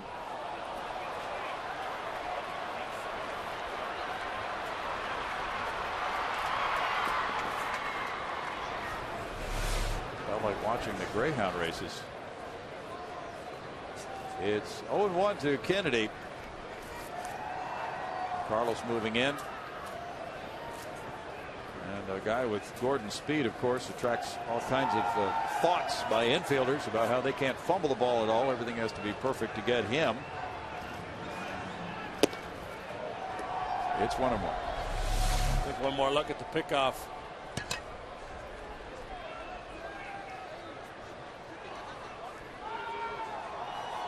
I think Weiland just caught everybody napping. Sure did. Kind of a sidearm throw too, by the way. Yeah, the way cleared the rubber, he just spun. Yeah, he did. He kind of jumped, didn't he? But if you're ever going to employ a balk move, it would be with a guy like Gordon. He sure would. You can get away with it. You know, just watching that replay, I think Gordon probably is very happy he didn't get closer to first base, because he would have been drilled by that throw. Would have taken that one in the neck. Yeah, Carlos couldn't reach it. That was on him in a flash and by him in a flash.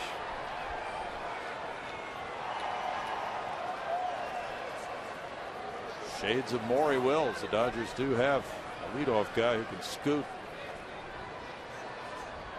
And Kennedy becomes the junior Gilliam then behind him. Pitch out. Thinking squeeze. Yeah, Brad Mills maybe thinking the Dodgers might try to squeeze one home here. But with Matt Kemp on deck, Don Mattingly probably thinks, well, I'm not going to do anything too risky here. Well, if he wanted to, the 2-1 count would be a pretty good time to squeeze.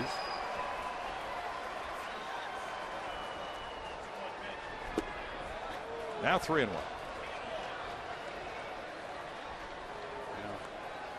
Interesting decisions coming here. And you normally, you get into all this chess match stuff in the later innings. Here we are in the 6th inning, but that timetable gets moved up in a game like this. Tight game. We got a guy like Kershaw on the mound. One run, so very important for both sides.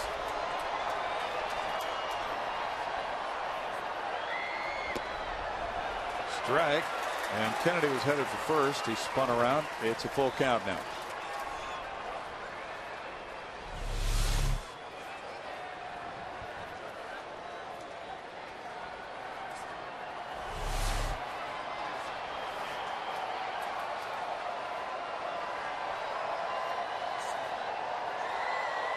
Yankees beat Boston 15-9 with 7 in the 7th and 7 in the 8th. High to right field, but Downs is coming in. It's going to be a short throw for him. In shallow right field, he has it. Here's Gordon, and he puts on the brakes as Carlos Lee makes a good pickup on a short hop throw. The throw was going to be a little wide of the plate, but Gordon had stopped, as Downs did not have a long way to throw on that one. Yeah, I don't even think Coop Papa Bell would have tried it there, as shallow as that fly ball was. Yeah, that's stretching. And we got Matt Kemp on deck. That's a nice fallback position. Well, Wesley Wright now warming up in the Astros bullpen. So Brocale out to chat with Weiland as you see the throw come in. Of course, the key there is don't mishandle that thing, because if it kicks away from Lee, then Gordon probably does trot home. Go hard with the catch, draw the throw. He's frustrated because he saw the throw offline a little bit, but you have to make your decision as a base coach well before that point. And that happened last night, by the way, with Jose Altuve. For those who were watching, he was instructed to draw a throw from left fielder Juan Rivera to the plate, but not go home, as you saw. Now Kemp, he struck out twice. He hits this one high and deep to left center field. Schaefer just watches the flight of this one, and that one is in orbit. A long 2-run homer by Kemp, number 9 for the major league leader. 2 more runs batted in, giving him 22. And that's why you don't squeeze with Adam Kennedy, and that's why you don't gamble and try to go on the short fly ball. And that's probably why, had there been a ground ball, Gordon would have stayed put as well. You're just going to trust Matt Kemp, as hot as he is right now, to drive in that run. And people are going to scream and yell. The Astros, you can't pitch to Kemp in this situation. The plan was not to throw him that pitch. They're trying to throw a breaking ball off the plate, and Kyle just didn't execute it. Well, Kemp now has 7 homers in his last 8 games. He's the fastest Dodger ever to reach 9 home runs out of the gate. That's the first one that hasn't been to either center field or right field, as he hit that one a long way to left center. There's a whole lot of center, though. Still middle of the diamond. Yeah. Now the left fielder Martinez with the 3rd out, and it's 2 runs, 2 hits, 1 error in the middle of the 6th inning. 3-0 Dodgers.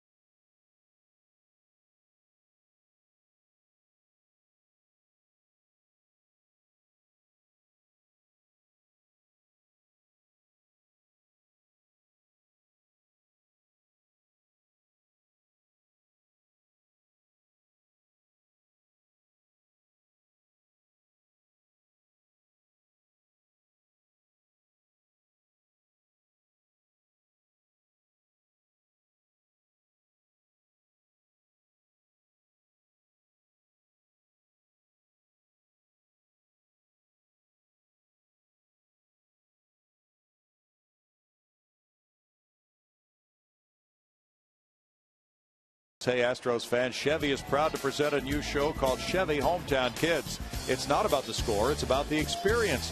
So tune in each Saturday at 10 a.m. right here on Fox Sports Houston, or visit hometownkids.tv for more information. Jordan Schaefer showing bunt, takes strike 1, home 6th inning underway. He has struck out both times against Clayton Kershaw, and now finds himself with a 3-0 lead. Kemp's home run gave him a 10-game hitting streak. It's 0-2 to Schaefer with Altuve and Martinez to follow. That was quite a long blast by Kemp.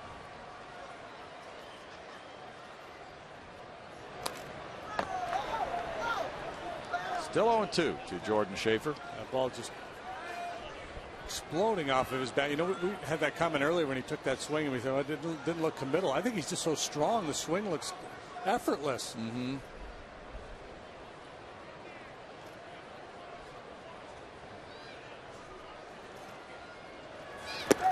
Like watching McGuire back in the day when he'd take batting practice, and he'd just take this nice, long, easy swing and hit the ball 490 feet. That's a good comparison.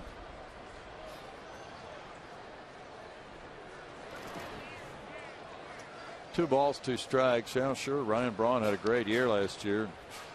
Won the MVP, but boy, Kemp is just exploding, isn't he? How old is he? 27. 27? Yeah. Well, he's right there. That's hitters. That's their prime. Be 28 in late September. 3 balls, 2 strikes. Kershaw has been given this run support now as he shoots for his first win of this season. Schaefer fouls it back. 80 pitches for Kershaw.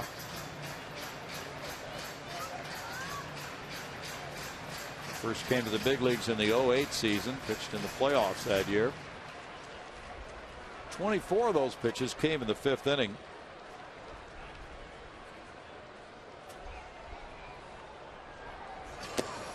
He gets a strikeout on a foul tip. Number 6. Tough assignment for Jordan tonight. Any left-handed hitter having to stand in there against Clayton Kershaw. Kershaw solid, if not spectacular tonight. That slider that apparently had not been there for him in recent starts appeared at an unfortunate time for the Astro hitters. It's that with the 95-mile-an-hour heater, the good changeup. Location's been very, very good. Ball 1 to Jose Altuve. Kemp made the diving catch to rob him on his fly ball to left center in the 1st. He struck out in the 4th. On San Jacinto Day.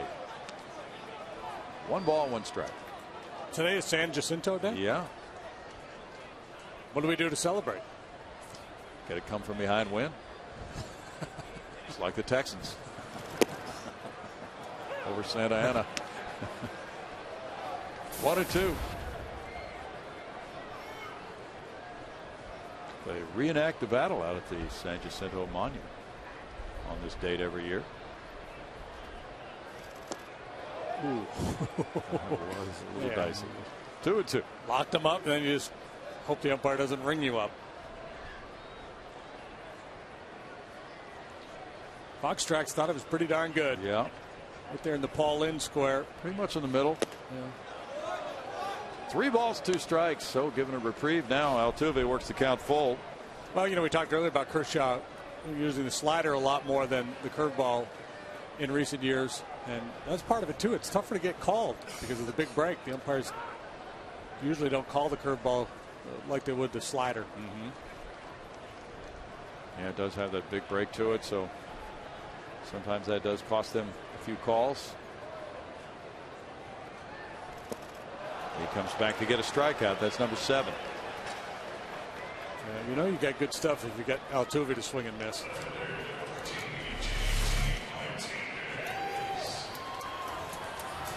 Two outs, and it's J.D. Martinez. He struck out in the 1st, walked in the 4th inning. The Mets beat the Giants 5-4 with a run in the bottom of the 9th. Giants kicked the ball around in that inning. There's ball 1. In 10 innings, Washington went to a 12-4 record by beating Miami 3-2. Foul liner into the seats. Strasburg started for the Nationals, pitched 6 shutout innings, was in position to win, and they gave up the lead and ultimately won it on a Ian Desmond sac fly, I believe. Yes. Desmond also hit a homer, as did Jason Worth.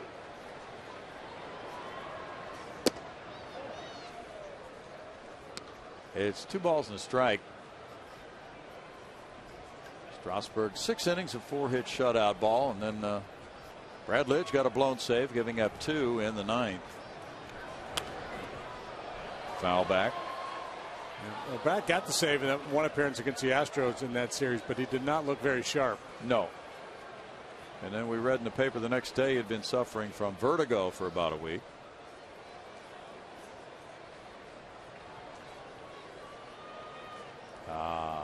Nice gesture. 3 balls and 2 strikes.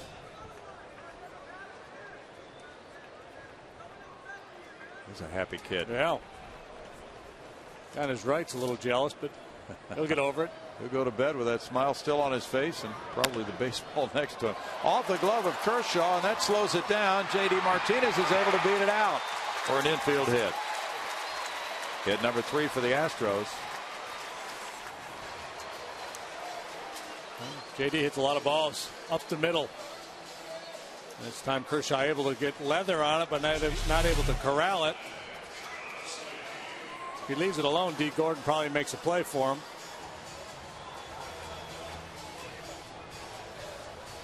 Loney able to snatch that one before the throw, which came in on one bounce from Sellers, gets away. Anytime you have to lunge that far laterally, there's a pretty good chance your middle infielder is going to be there to make a play.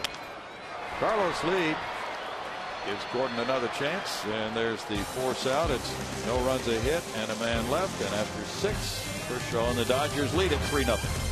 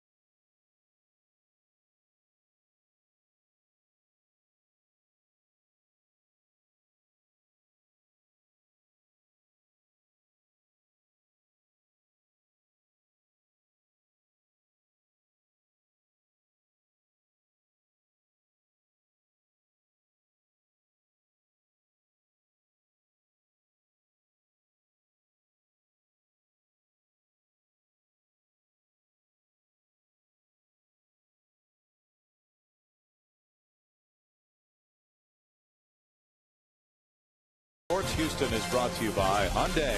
New Hyundai owners are talking about their cars in the booth. And by AT&T. Find out what's possible with products and services from AT&T. Rethink possible. 3-0 in the killer combination of Kershaw and Kemp. As the Dodgers in a good spot right now. It's tough to battle those two who are at the peak of their game tonight. It's Rivera, Loney, and Sellers in the Dodgers' 7th inning. Rivera double to left. Last time up, he's 1 for 2. There's strike 1. And those two guys, you can make a strong case that Kemp should have been MVP last year, and Kershaw won the Cy Young Award. You talk about two premier performers, two of the very best in the game on this club. Yeah, they're the kind of guys that people change their plans. Hey, Dodgers are in town. Kershaw is pitching. Let's go to the ballpark. Let's go see what this Matt Kemp guy is all about. They're doing things that haven't been done in a while. Oh, good breaking ball. 1-2. There was.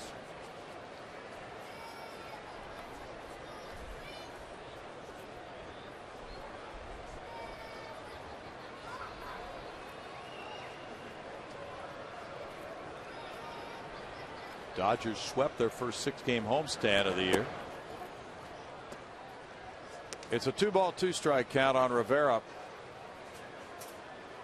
Tomorrow it's Billingsley and Wandy Rodriguez. Wandy shooting for his first win of the year. Billingsley out of the gate nicely for the Dodgers. And if he can have his biggest year, they're going to feel really good in Los Angeles. Little tapper goes out to second base. Altuve over to get Rivera. 1 out. Weiland doing a nice job himself. He's on the wrong side of the decision right now because of Kershaw's efforts, but he's pitching a fine ball game. About 6 hits, just the 1 walk, couple of home runs. One is a pretty good pitch down to Loney, then a hanger to Kemp that hurt him. But other than that, he's been pretty darn solid. Got in the outside corner right there. Working well with the veteran Chris Snyder behind the dish. Loney's the batter. 25,562 people here tonight. Gorgeous Saturday night. It's ball 1 with those numbers for Weiland. The Astros have been getting good starting pitching lately. don't have much to show for it in terms of the win column. 2 balls, no strikes.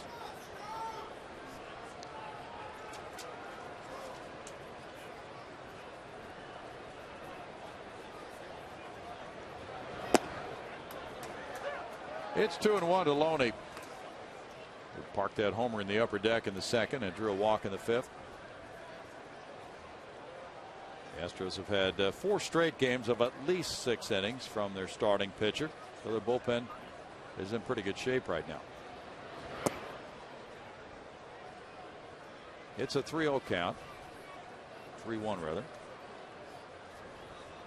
Tomorrow on Astros Live, we'll talk about some of the glittering performers in the Astros minor leagues out of the gate this year.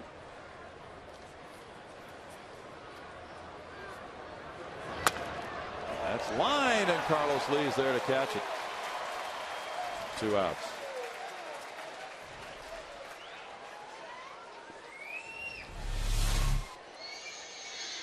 Loney seeing the ball well tonight. 3 good at bats. This time though, he hits it right on the button, but for an out. Yeah, 2 down now. Astros top prospect Jonathan Singleton hit his first home run of the year yesterday. Sure did. He was 2 for 4 for Corpus Christi. Sellards the batter.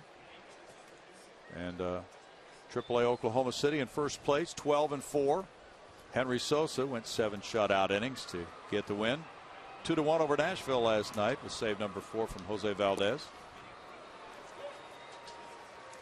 And then Brett Overholzer at Corpus Christi pitched shutout ball himself for his first win. He went 7 innings. Gave up 3 hits with no walks and struck out 8.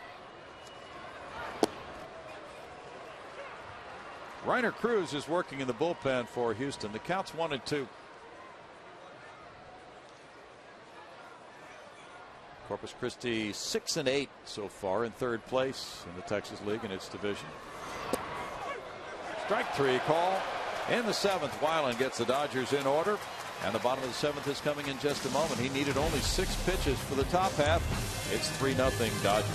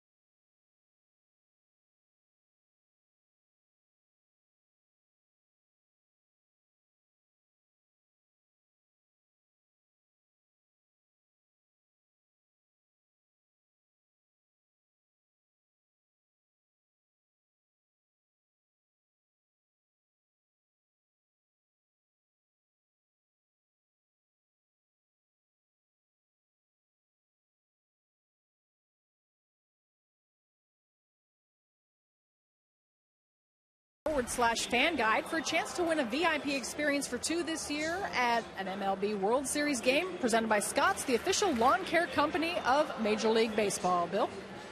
Thanks, Patty. Gorgeous night. Patty's been out and about this fine ballpark, Minute Maid Park, with the roof open, and the Dodgers have enjoyed it themselves. They've built a 3-0 lead. Jed Lowry up in the bottom of the 7th inning. Jed's 1 for 2. In the 5th inning, D. Gordon made a big play to get him. Ball 1 to Jed, and Kershaw now has allowed just 3 hits in the first 6. Weiland got strikeout number 6 of his evening to end the 7th inning. And Tony Gwynn Jr. is in left field now, replacing Juan Rivera there. Third baseman Sellers even with the bag. Fastball works for a strike. 1 ball and 1 strike for Kershaw. Pirates 2, Cardinals nothing. They're in the bottom of the 7th at Pittsburgh. A.J. Burnett returning to the rotation. A very nice performance against Jake Westbrook. You face a guy like Kershaw, you hope to put some stress on him early on, make the pitch count climb a little bit in the early innings. The Astros were not able to do that. So he's well positioned to pitch deep into this ball game. Very comfortable now with this 3-run lead. This is kind of pitcher's heaven right here. Because you get into one of those games, you get a huge lead. And a lot of times you kind of sit in that dugout a long time and you get out of your rhythm. 3-4 nothing. That's perfect for a starting pitcher. You feel like you got a little wiggle room in case you make a mistake. But you can be aggressive. Kershaw led the league in strikeouts with 248 last year. He worked 233 innings. That was 3rd in the National League.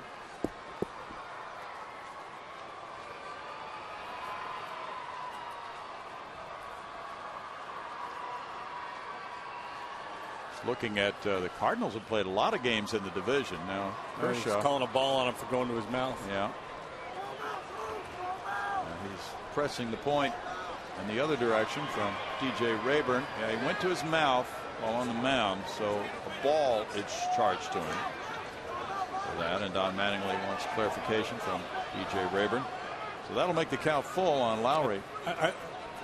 They changed that rule last year. You could go to the mouth as long as you wiped it off. And that's what Mattingly was asking. Didn't he wipe it off? So it used to be you could never go to your mouth on the mound. On the mouth. He didn't go to his mouth. No. Yeah, he did. But he wiped it off. Wiped it off.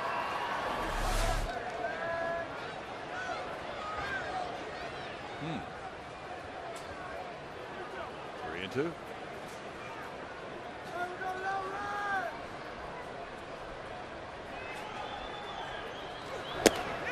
Comes back to get a strikeout on Lowry. Number 8. Anger behind that heater. Yep. Seemed to be one of those. Well, okay. Take this. Yeah. Kind of an interesting delivery, doesn't he? The way he kind of sits on that back leg and then goes. A little bit of a hesitation there. What do you think of his delivery? I think it's fine. Chris Johnson. It's like he drops his foot straight down and then glides down the hill as opposed to striding out. Hard to argue with those results. And both pitchers doing very well tonight. 105 for Weiland, 100 for Kershaw in the pitch count. Yeah, we had that video of him earlier, and I said he was solid, if not spectacular. And that's just his bar's pretty high when he goes out there. Oh yeah. And that's the problem, so to speak. Had a 2.28 ERA last year. Big expectations after all that.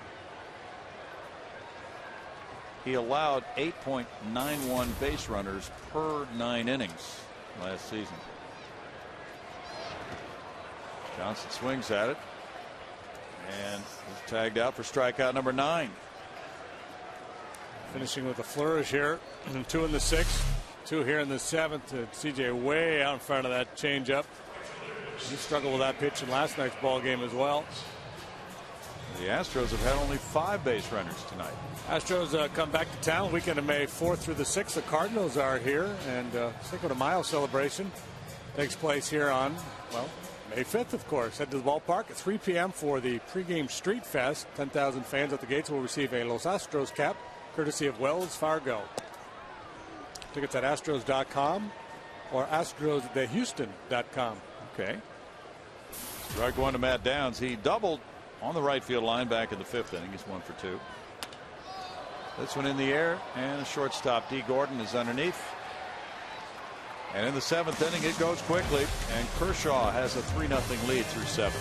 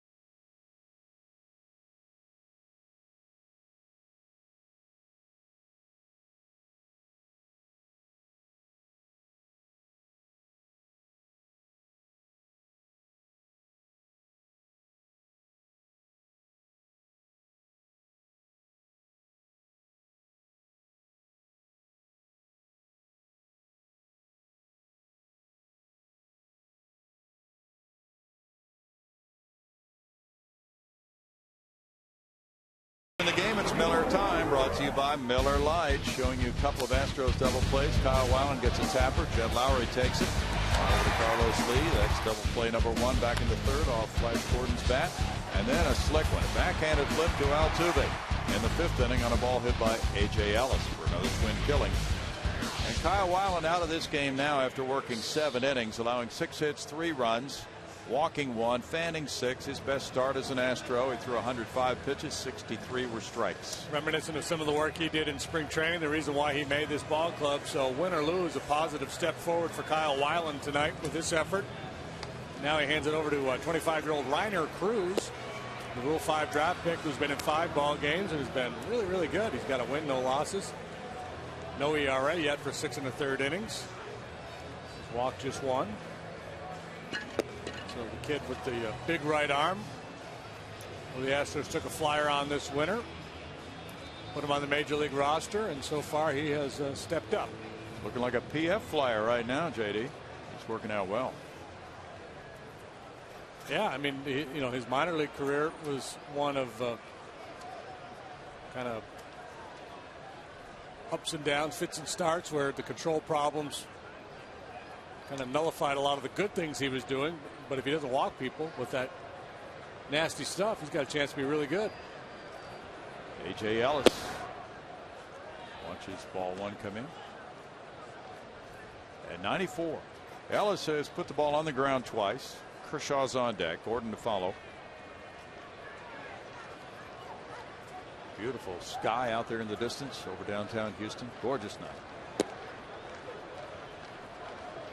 It's very cool. The humidity feels low today. Isn't that gorgeous? It is beautiful.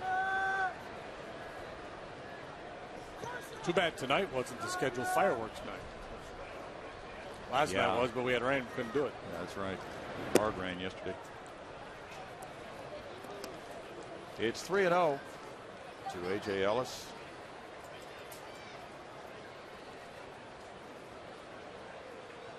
Reiner Cruz pitched twice in Washington, once in Miami. In Miami, he got his first major league win, and the Astros presented him with the lineup card from that game.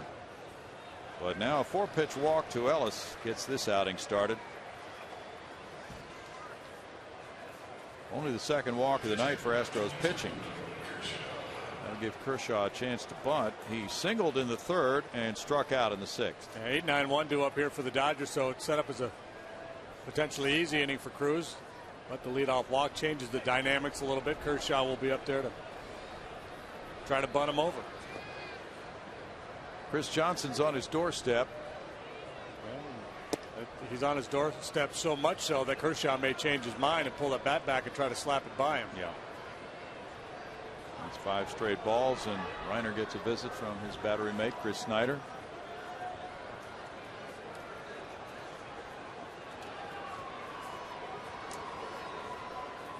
Gordon on deck. Brad Mills Club trailing 3-0. Pitcher spot due up 2nd in the bottom of the 8th.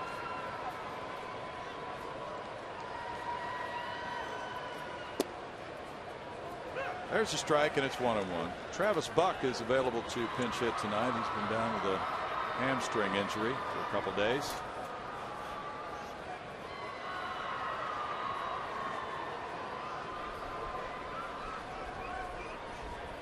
Reiner Cruz was born in Santo Domingo in the Dominican. He gets a swing and a miss, and that makes it 1-2. Last year, he had 8 games at St. Lucie and 36 at AA Binghamton. Give Chris Johnson an assist there, because Kershaw took that swing because he realized it was going to be very difficult to get a successful sacrifice down with Johnson up in his grill the way he was. And jabs at this one, and it's a fair ball throw to 2nd on 1 bounce. Gets a force play, throw back to 1st, double play. 1 bounce throw, and Jed Lowry was there to take that throw, get the force play, and then get it on to 1st for the Astros' 3rd double play of the night. This time Kershaw does get the bunt down, but just out in front of home plate. And good job by Lowry hanging on to that ball, avoiding contact, realizing he still had time to make the play on Kershaw, who had kind of watched the play develop initially Yeah, he had a good ticket. Wasn't running. And that led to a double play. Looked like he thought it was foul. And now here's Gordon. Gordon 2 for 3. Well, the Dodgers were involved in that triple play against the Padres.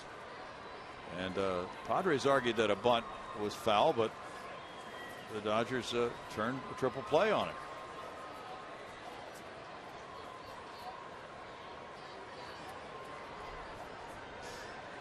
That was crazy last night in San Diego with Shane Victorino of the Phillies batting. What did he do? Well, he was batting right-handed, and the Padres had a lefty reliever in there who hit him with a pitch, but he leaned into the pitch, so the umpire would not let him take his base.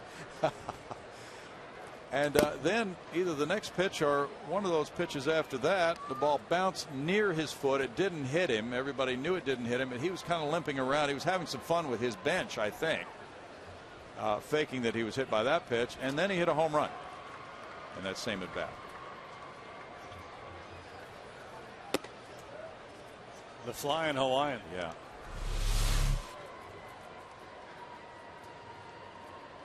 Snyder pounced on it.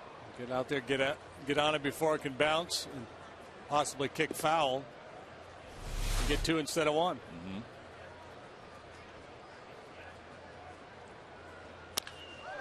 That's ripped toward the right field corner, and it bounces off the wall. Downs will play it there, and it's a double for Gordon, his 3rd hit of the night. So after a night of rest last night, he has come back very strong. Infield single in the 1st, bunt single in the 6th. Now he laces this double to right field.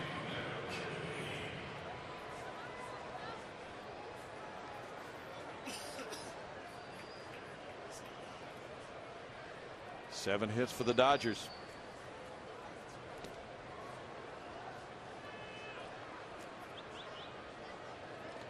They lead 3-0, and they have Kennedy batting. Kennedy's 0 for 3. Detroit got 3 in the 4th and leads the Rangers 3-1 after 6. Rangers off to an outstanding 12-2 start.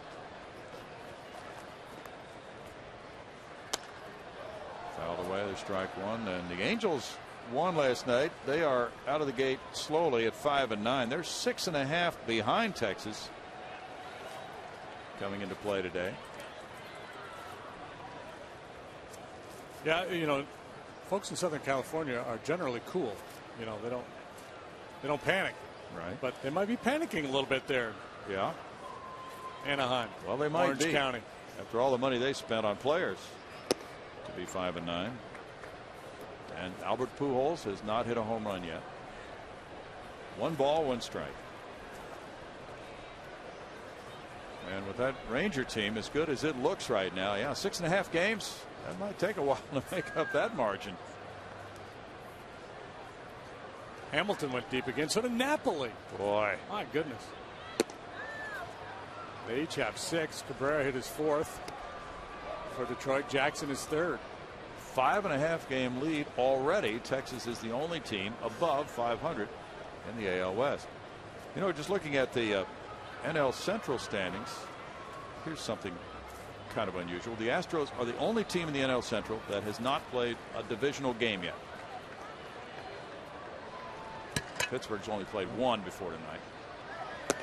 But St. Louis has played 13 divisional games. This is number 14 tonight. So the Cardinals 10-4, doing very well in the division. And you have Milwaukee and everybody else under 500, with St. Louis enjoying that lead. Astros will get their first look at Milwaukee and Cincinnati on this upcoming road trip.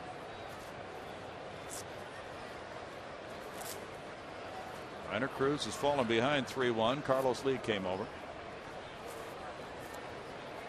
A double play really helped him, but now he's facing Kennedy with Kemp on deck. So he'd love to end it with this batter this inning. And he doesn't. He walks him. Talk about Rainer when he first came in, how he's been effective so far this year, but this is what has plagued him in the past, the lack of command. And clearly that was the situation with Kemp on deck, where he was just trying to channel one, throw it right down the middle, but missed badly.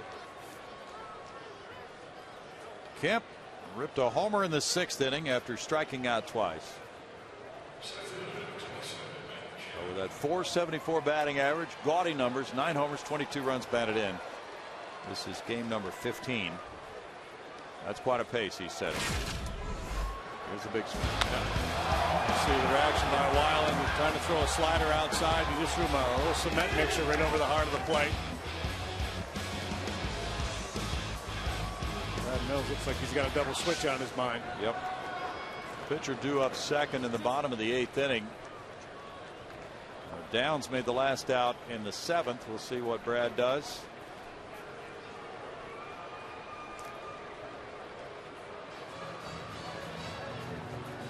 Rainer Cruz has had his problems here in this inning throwing strikes. He's going to leave. Maxwell comes off the bench. Justin heading for the outfield, and we'll get a new pitcher, David Carpenter, right after this. 3-0 Dodgers.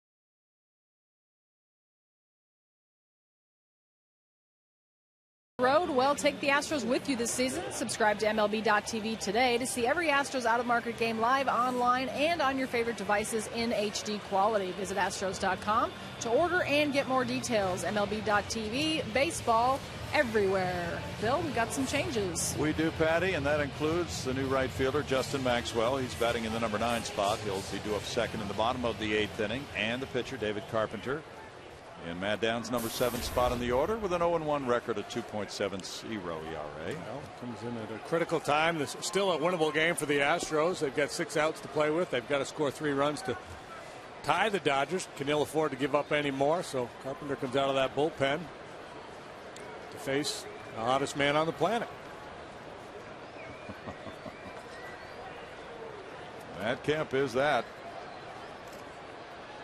Put on his cape and hit a 2-run homer in the 6th inning. And he takes ball 1 here in the 8th.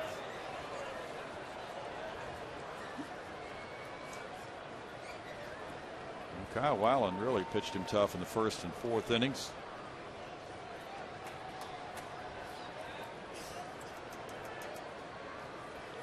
Punched him out on a breaking ball away in the 1st.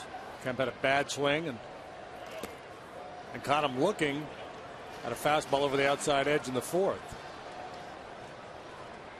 2-0 for Carpenter. This is one thing Brad Mills was very happy about last night. He used 4 relievers. All were efficient, including Carpenter. He pitched 1 hitless inning, needing only 15 pitches. Rendering him very much in play for this game tonight. Day game coming tomorrow. Somebody asked in the media gathering of Brad Mills, well, does Brett Myers need to pitch tonight? He said, no, he really doesn't need to pitch tonight. He said, we got him in that game in Washington Thursday night, so he's good. We'll just save him for, hopefully we'll have the lead. Get him in there in a save situation.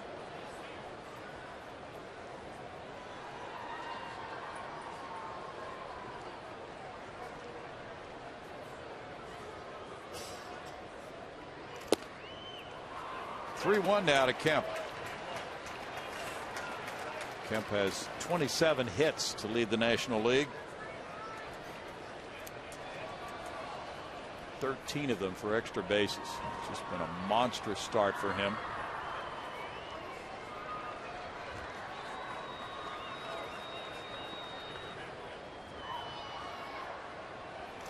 That one runs in for ball 4, and the bases are loaded for Ethier. A dicey 8th inning here for the Astros relief corps. The Dodgers have put 4 men on base. There was a double play on Kershaw, so that's why the Dodgers have not added to their lead. And now it's Ethier who's 0 for 3. The walk to Kemp much more understandable than the previous 2 walks in the inning. The one to Ellis to lead off the inning, and then the one to Kennedy. Clearly, you're going to be careful with Matt Kemp.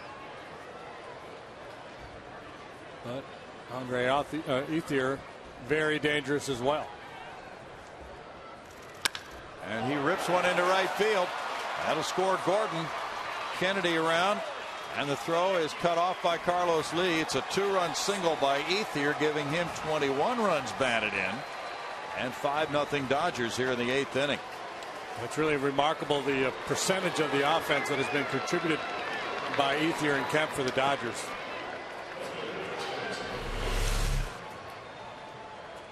.43 runs batted in by those 2. Out of how many have they scored? They have scored 68. 2/3. Yeah, how about that? So Ethier strikes the big 2-out blow to give the Dodgers all kinds of breathing room. 5-0, and now it's Gwynn. Tony came in to play left field for Juan Rivera. He is hitting .222. He's driven in 2 runs. He was in the game last night, went 0 for 1.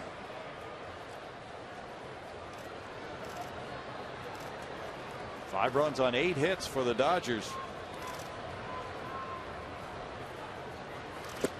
And Kemp with the 2-out 2-run homer in the 6th. Loney with a 2-out solo shot in the 2nd, and here with 2 outs in the 8th. 2 more runs scored by Ethier. All the Dodgers' 5 runs have come with 2 outs tonight.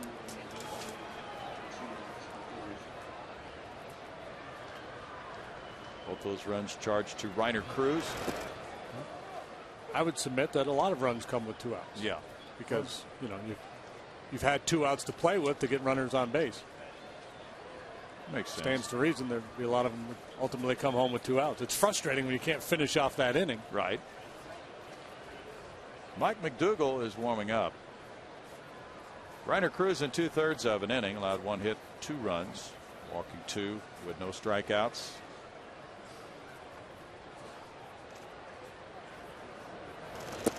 Carpenter gets the slider down, and Gwynn swings at it for strike 2. Gwynn, the 7th Dodger to bat here in the 8th inning. Phillies have put Cliff Lee on the 15-day disabled list with a strained oblique. Ooh. Coming off that 10-inning jam he pitched in San Francisco the other night. Boy, that could be very costly for them. They've got Utley and Howard on the DL already.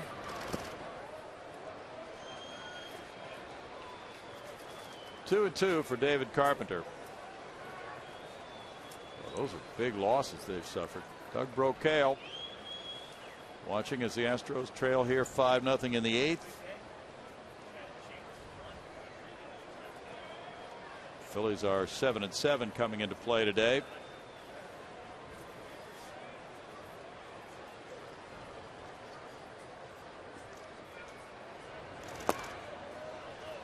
Gwynn takes ball 3, and it's a full count.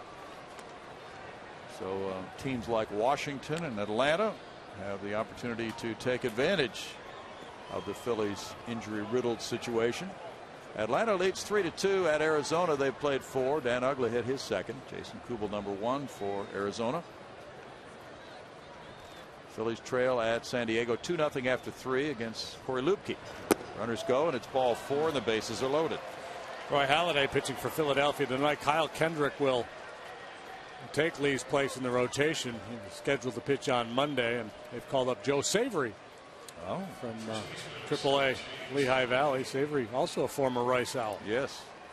Now Doug Brocchio comes out. This is the 4th walk of the inning. James Loney will be the batter after the Astros had walked only 1 through Kyle Weiland's 7 innings.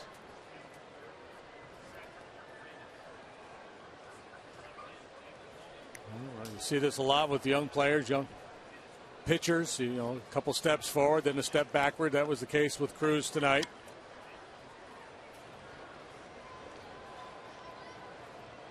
Texas won round 1 of the doubleheader at Detroit today, 10-4.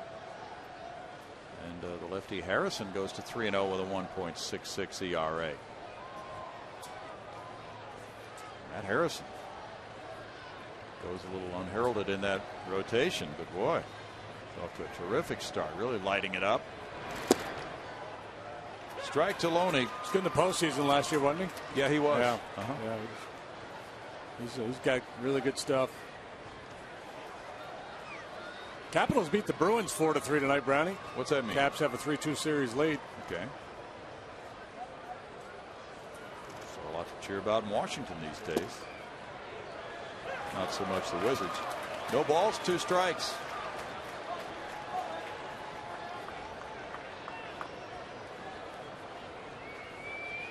Tomorrow will be the second Sunday of the Astros year-long Family Sundays promotion presented by Minute Maid. Kids take the field. They get all kinds of activities tomorrow. On the bases, swinging a foul ball. What's the forecast? Could have nice weather tomorrow? Is it a roof open kind of day? Not sure. I'm going to have to ask around. We think it's going to be a beautiful day. Kids take the field and they have a kid zone. They run the bases. So all kinds of activities, face painters and other activities prior to the game at Union Station for the kids. 72 degrees tomorrow. Oh my. Oh, wait a minute. 72 right now. We'll make it 82 for tomorrow. That's good enough. Okay. We can play in that. That'll work. Monty's going to have to step up in a big way tomorrow. Salvage something out of this little homestand. 1-2. As he goes against the Dodgers, Chad Billingsley. Yeah, I guess more importantly, the Astros are going to have to find a way to score some runs against the Dodgers, something they haven't been able to do. No. Over the last 5 or 6 games. Well, they've lost 5 in a row and scored a total of 2 runs. Fly ball to right field. Maxwell there. And in the 8th, the Dodgers add to their lead. 2 more runs coming home on 2 hits. They had 4 walks in the inning. Left 3. It's 5-0 Dodgers.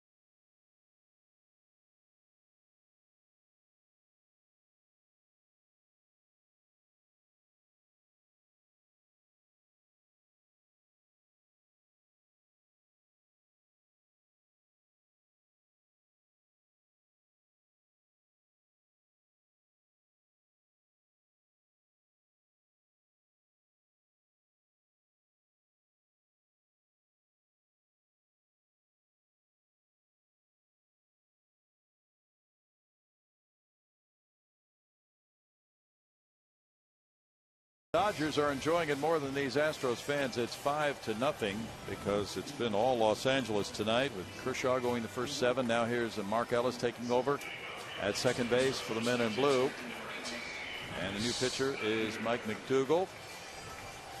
Kershaw in 7 innings allowed 3 hits, no runs, walking 2, fanning 9. The right-hander with 2 holds and a 2.70 ERA is warming up. And the veteran Mike McDougall, he's been around a long time now. First came up with the Kansas City Royals, moved on to the White Sox, Cardinals, worked for the Dodgers last year. Still a very hard thrower, averaged better than 95 miles an hour with his fastball last year, and he usually has pretty good sinking action on it as well. Complements it with a hard slider. They'll face Chris Snyder leading it off. Justin Maxwell is on deck, and Jordan Schaefer's due up third in the Astros' 8th inning. Dodgers lead in hits 8-3. Houston has the only error. Snyder grounded out in the 3rd.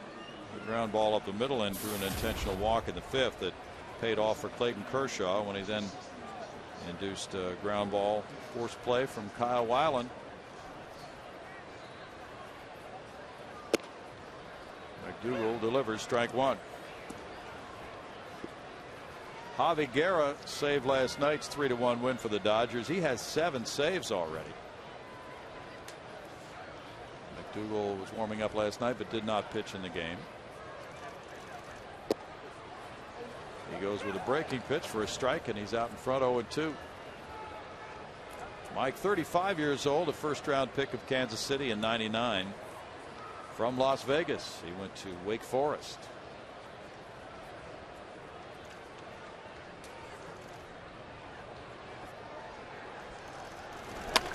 Ground ball up the middle. Might have been deflected a little bit by McDougall over to Ellis, and it's out number 1. So the newcomer just in the game makes the play. Justin Maxwell will follow. Maxwell is 3 for 15 with the Astros, including a homer in his first Houston at bat as a pinch hitter.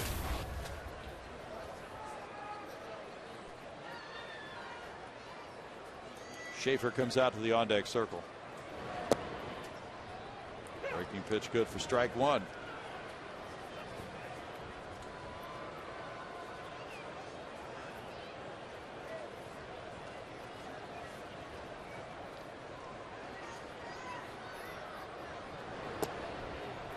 And another one is in there. No balls, 2 strikes.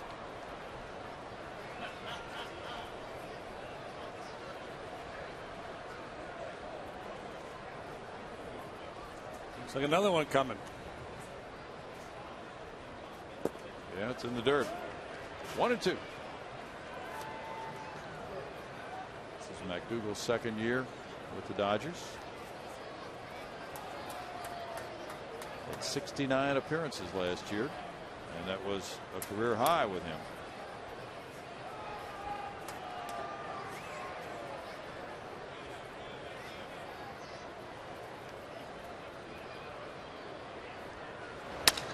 Broken bat up the middle. Maxwell hustling, and it's on through into center field. Looked like Gordon, who laid out for it, might be able to get a glove on it, but it wouldn't have mattered. Maxwell is aboard.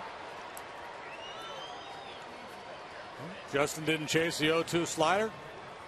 Bought himself a fastball, broke his bat, but he got a knock. It's a trade you'll take. Hard for a right-handed pitcher like McDougall to slot that outside corner against a right-handed hitter because he gets so much run back towards the plate. You almost have to throw a four-seamer or a little cutter if you're trying to hit that outside edge. Maxwell's aboard. That's the 4th Houston hit.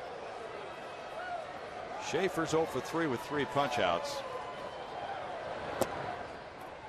That's ball 1. The Astros last night had just 5 hits, all singles. Tonight they've had 1 double. Tough sledding against this Dodger pitching staff. After facing the hard-throwing Washington staff. It's 2-0.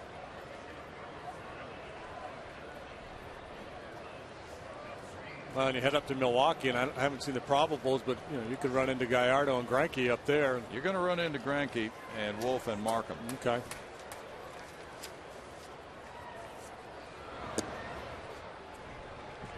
It's 3-0. Looking back at the ERAs of the pitchers the Astros have faced recently, not a real day at the beach. A lot of low numbers. Oh my goodness.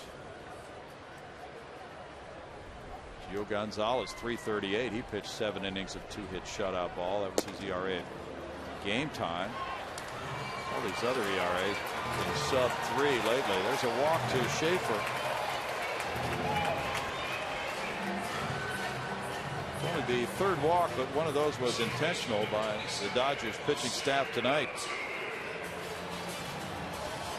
Kershaw came into this game with a 235 earned run average. Even back to the Miami series, Anibal Sanchez 2.84. So on down the line. Yeah, it's been a tough stretch. Altuve is 0 for 3. Rick Honeycutt, pitching coach of the Dodgers, now out to have a chat with McDougal while action starts to heat up in the Dodger bullpen. They do not want to let this one get away from them.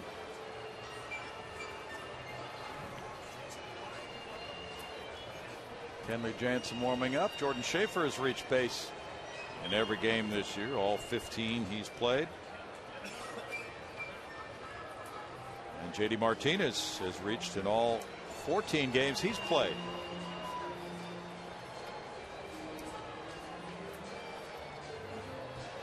Altuve was victimized by a camp diving catch in the 1st inning. He struck out in the 4th and 6th. Jose began the night hitting .347.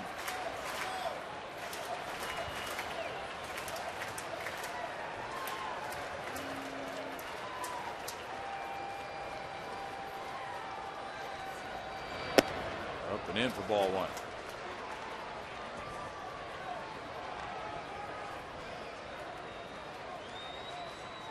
Get a little knock here, get this crowd energized, put a little heat on McDougal and whoever else comes out of that Dodger pen. It's up for ball 2. 2 balls, no strikes. Chad Billingsley will go to the mound tomorrow with a 2-0 record and a 1.33 ERA for 3 starts. He's walked 1 and struck out 17. It's better than average. Yeah. Yeah, if he keeps going like that, they'll be talking about Kershaw and Billingsley in terms of Koufax and Drysdale reincarnated. Turned towards second now by McDougal. Maxwell there. Tigers lead the Rangers 3-1 in Detroit after 7 tonight in the night end of a day-night doubleheader.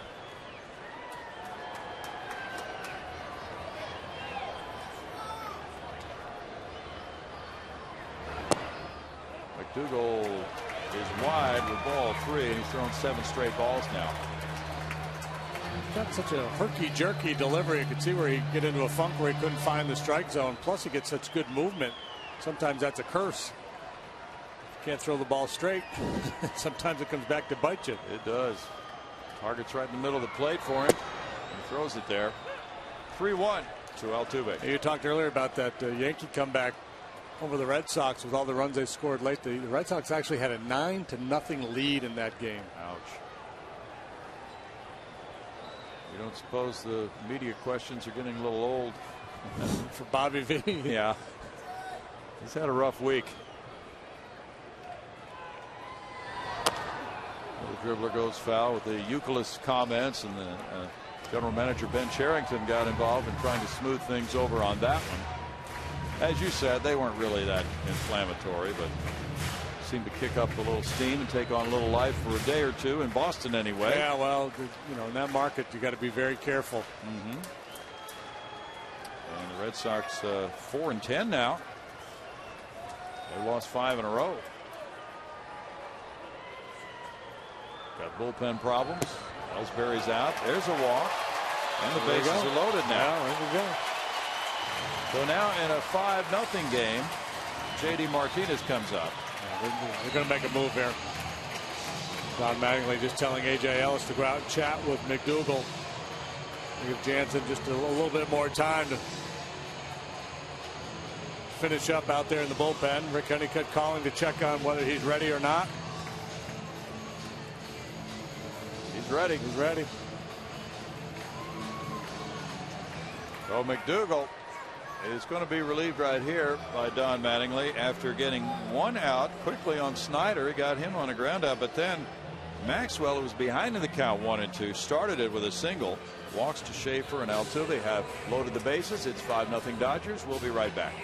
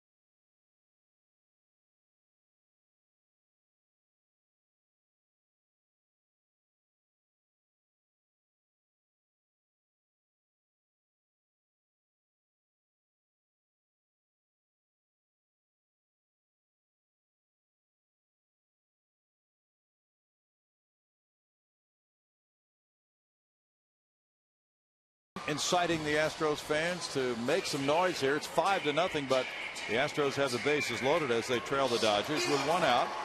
J.D. Martinez, the number 3 hitter, is watching big right-hander Kenley Jansen warm up. Jansen pitched last night, 1 hitless inning with a walk. He struck out the side. He threw 17 pitches in that effort. Yeah, check out that strikeout to walk ratio through his first 9 appearances, 17 punch-outs, just 3 walks. Last year he averaged better than 16 strikeouts for every 9 innings pitched. It's just an absurd number. It's the big kid in Little League dominating everybody. It's not supposed to happen at this level. Former catcher. J.D. Martinez, the batter. He's been on twice with a walk and an infield hit, 4 grand slams.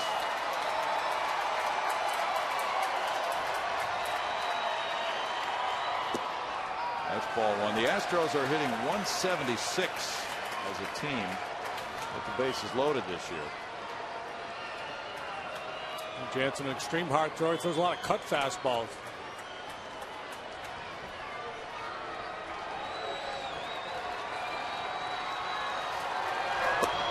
Missing there. It's 2-0 with Carlos Lee on deck. Carlos is Mr. Grand Slam. Justin Maxwell, Jordan Schaefer, and Jose Altuve are the base runners. J.D. Martinez drove in 28 runs last year in the month of August for a club rookie record for the Astros. He takes a strike and it's 2-1.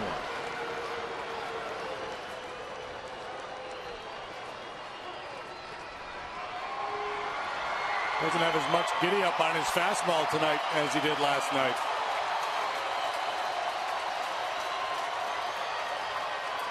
Back-to-back outings for Jansen. Foul back.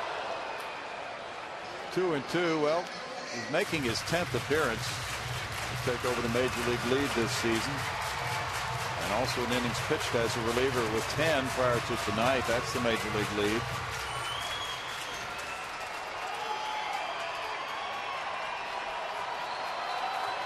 Don Mattingly is using him often in the early going on his way to an 11-3 Dodger record. Foul back. That one was in on J.D. Martinez.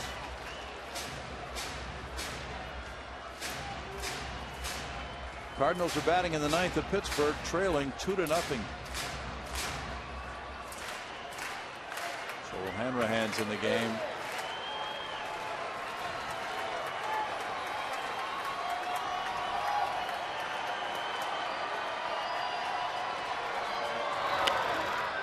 Again, an effort to get that bat on the ball, and it works as the ball is in on the hands of J.D. Martinez, and he stays alive, hoping that he might get the barrel on one, but it's tough to do that on a pitch in that location. Well, you got 2 strikes on him. It's hard to take anything close. He's protecting away, which makes him a little bit late to the inside fastball. He just can't afford to cheat and try to get out in front of one of those inside fastballs. If he throws you a cutter away, he's going to beat you. So he's just kind of in protect mode, fighting off that inside pitch. And that one runs in a little bit. Close pitch. It's 3-2 now. Big pitch coming.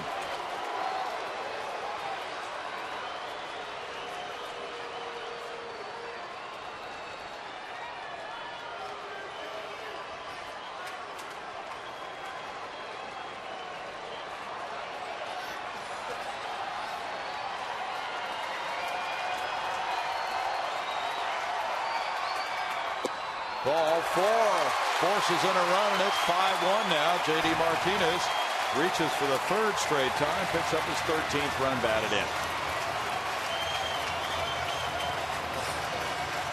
And it's Carlos Lee. Dodgers bullpen imploding here, trying to hand the Astros an opportunity to get back in this ball game with all the walks.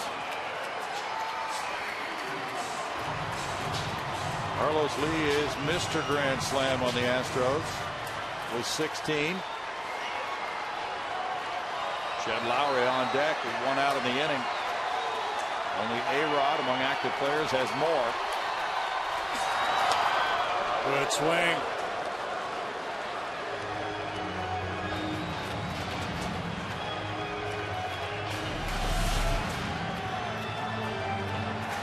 Big fella challenged him with a fastball right over the heart of the plate and down a little bit. Good aggressive swing.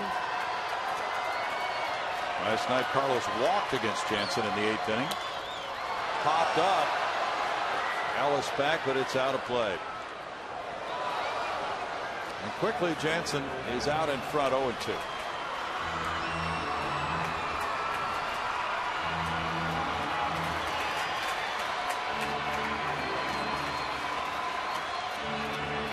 J.D. Martinez now has drawn 11 walks this season. Astros ranked 4th in the National League in drawing walks, but they love a big hit from their cleanup hitter right here. Oh, man. Find a little something extra. That one at 94 miles an hour.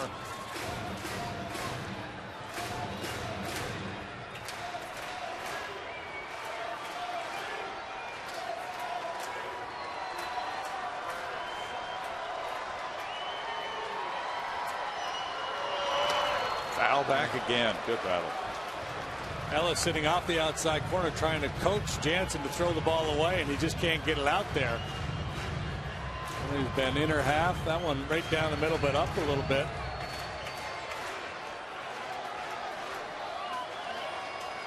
Schaefer, Altuve, and Martinez are on base.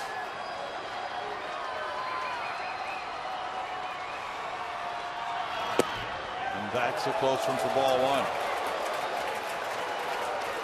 Carlos is 0 for 2 with the bases loaded this season with 1 RBI.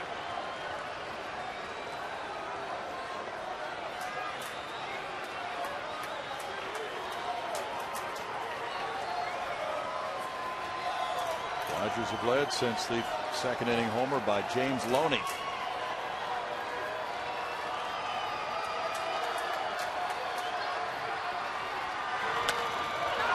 Popped up on the infield. Mark Ellis infield fly called. 2 outs. Big out for Kenley Jansen. Nothing but fastball so far for Jansen since coming into this ball game.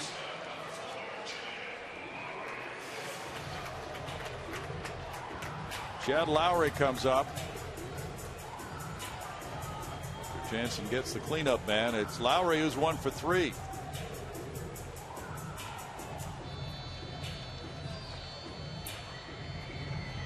Lowry faced Jansen last night in the 8th inning and struck out. Chris Johnson's on deck.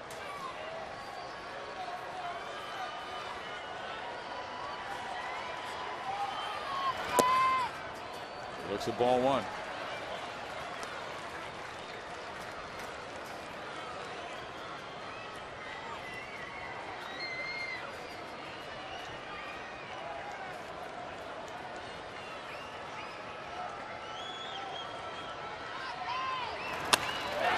Center field. Kemp backing on it. Kemp reaching up, and he makes a retreating catch. In the 8th, the Astros settle for 1 run on 1 hit. They leave the bases loaded. It's 5-1 Dodgers after 8.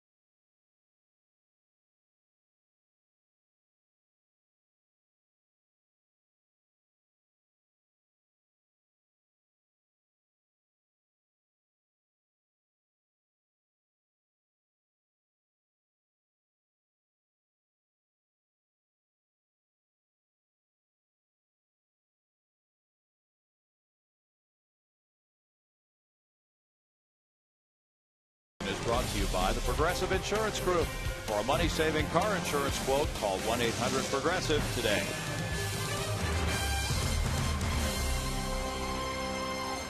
Well, the Astros have been in every game this season, even though they're 5-9. They stirred it up in the 8th inning, had the potential tying run at the plate. Lee with a pop-up, Lowry with a fly ball to center field. He hit it pretty well, but he hit it in the neighborhood of Matt Kemp. These Astros fans hoping that Wilton Lopez, as pitcher number 4, can put up a 0 in the 9th. He's 1-0 with a 1.93 earned run average. The 8th inning kind of set pitching back a little bit. That was not real pretty on either side. Just looking at my scorebook here, 15 men came to bat in that inning, both the top and the bottom, and 7 of them walked. Not exactly thrilling stuff. No, it was not. Justin Sellers with strike 1. He's 0 for 3. A.J. Ellis is on deck, and Mark Ellis is due up 3rd in the inning. Lopez gets a tapper, fields it, takes care of out number 1. David Carpenter worked 1/3 of an inning, gave up 1 hit, no runs, had 2 walks and no strikeouts. A.J. Ellis is 0 for 2 with a walk. Wilton Lopez was efficient last night in a hitless inning, needing only 13 pitches. Yeah, if you're looking to reverse that trend of walks, Lopez is your man. He attacks the strike zone, hardly ever walks anybody. Jamie Wright's working for the Dodgers in their pen. Ellis takes that first pitch, and it's ball 1. The Astros will have Johnson, the pitcher spot, and Snyder due up in the bottom of the 9th. 1-1.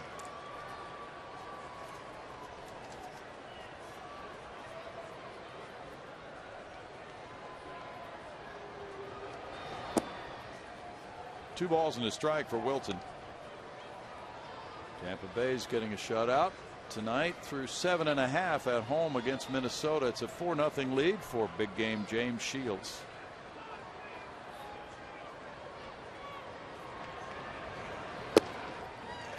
Gets him there for strike 2.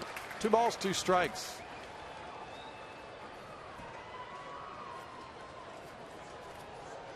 Milwaukee is really feasting on Rockies pitching with 6 runs home in the bottom of the 7th inning to lead at 9-3. Braun and Alex Gonzalez have homered. Strike looking. That's out number 2. Strikeout number 7 for Astros pitching tonight. Punch him out.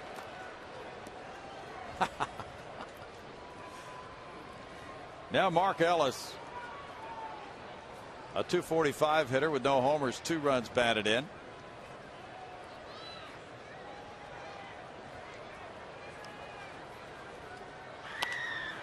He puts it out of play. There's strike 1 to Ellis. Ellis started at second base last night, and he has an 8-game hitting streak. He was 1 for 5 last night.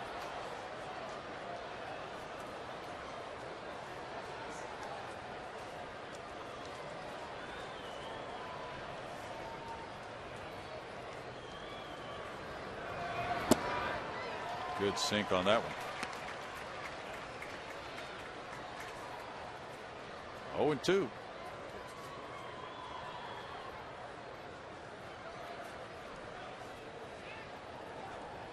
Ellis has scored 14 runs. That's second best in the National League. Well, he hits in front of Matt Kemp and Andre Ethier. It's a pretty favorable spot to be in. Yeah, pretty good chance. Yeah. Jamie Wright in the pen. 1-2 the count.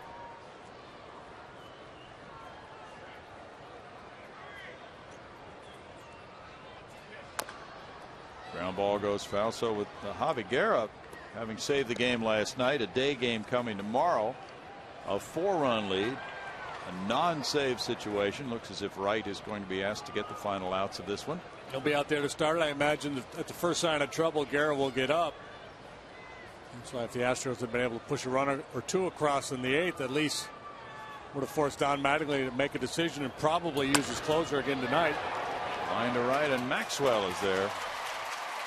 In the 9th, the Dodgers are retired quickly by Wilton Lopez. Now they lead it 5-1. The Astros up in a moment in the bottom of the 9th.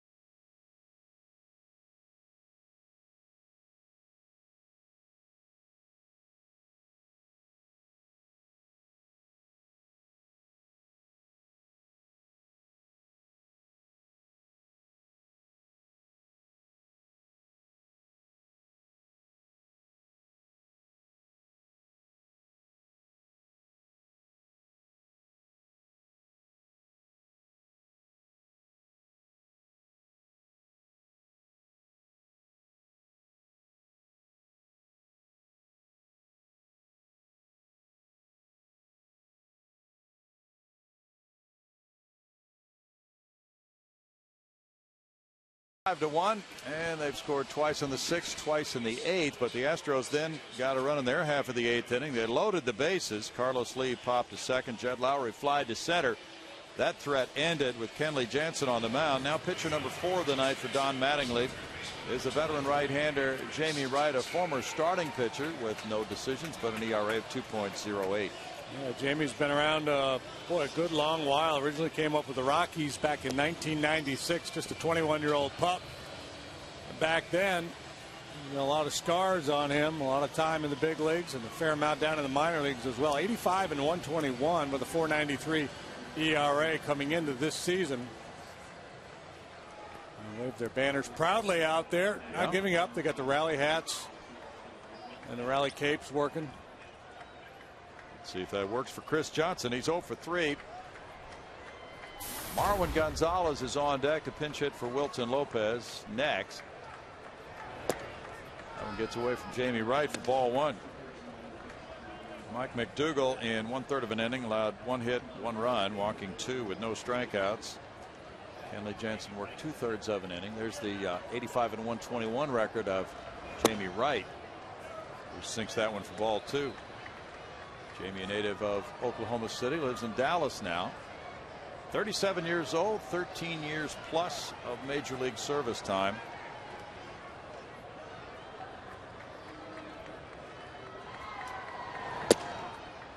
He gets that one in the zone, and it's 2-1. Never been an extremely hard thrower, but he too has a good sinker, slider, cutter, curveball. Grounder goes foul. 2-2 for CJ. Jamie moving from Colorado to Milwaukee to St. Louis, Kansas City, back to Colorado, San Francisco, Texas, back to Kansas City, Cleveland, Seattle. Now resides in the Dodger bullpen. Had 60 appearances for the Mariners last year. Good hook. Yeah, I didn't even know he's still in the game. He's been over in the American League for a few years. I'm surprised to see him show up on the Dodger roster. He's had more than 500 major league appearances, 246 as a starter, but this might be a good spot for him. So far, it's working well.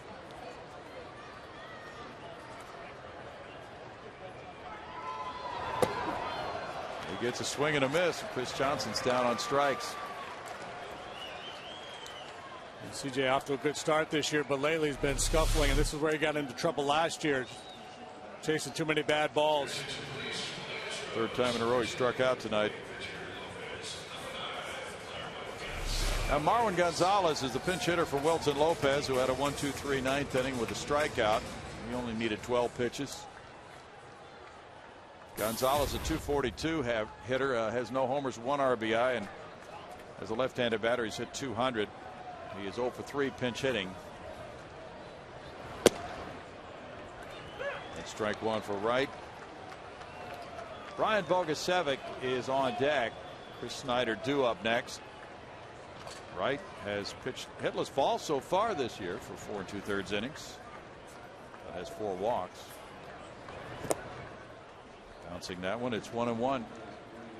Well, the plan is to save Javi Guerra for tomorrow. Chad Billingsley start tomorrow against Wandy Rodriguez at 105. Yeah, that's what I was talking about. Just as that last half inning ended, even if he didn't come all the way back, if you'd been able to take advantage of the Dodger wildness there in the 8th and push a couple runs across, Mattingly likely uses Guerra, and depending on how hard he had to work to get through the 9th, might not be available tomorrow. True. Well, Don's sitting pretty right now with the 4-run lead. 1-2. Jamie Wright, for 7 straight years now, has made a club in spring training as a non-roster player. 7 straight years. He's the ultimate understudy. Living on the edge. He really is.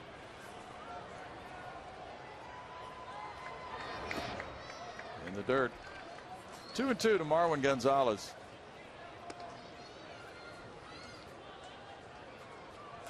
It's Atlanta 3, Arizona 2. They've played 7 in the desert. Roy Halladay on the losing end of a 2-0 score in San Diego, bottom of the 6th inning against Corey Lubke.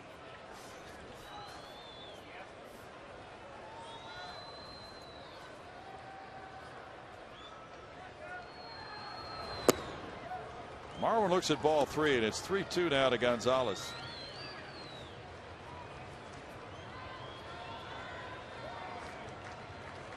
This is the Dodgers' only trip to Houston. Take this two-seam fastball. It's going to be moving down and away and line it over the shortstop's head. Sounds like a plan. There's the target right there. And he shoots one to shortstop, but right into Gordon's glove. Nope, it was a low liner, all right, but not over his head. Yeah, that's high five worthy in the dugout from the hitting coach, though. Yeah, good approach, good at bat. Sure was. That's what you like to see for a guy pinch hit at bat, come up, give you a good disciplined at bat, find something in the zone, and put a good swing on it. Now pinch hitting for Chris Snyder, Brian Bogusevic. Jed Lowry coming back, Marwin Gonzalez relegated to the bench, but he's done some impressive things. .200 batting average for Bogey, 1 homer, 4 runs batted in. 0 for 1 as a pinch hitter. Lays off that one for ball 1. Last night Brian was on base 3 times, a walk, a single, and hit by a pitch. He stole a base and scored the Astros' only run last night.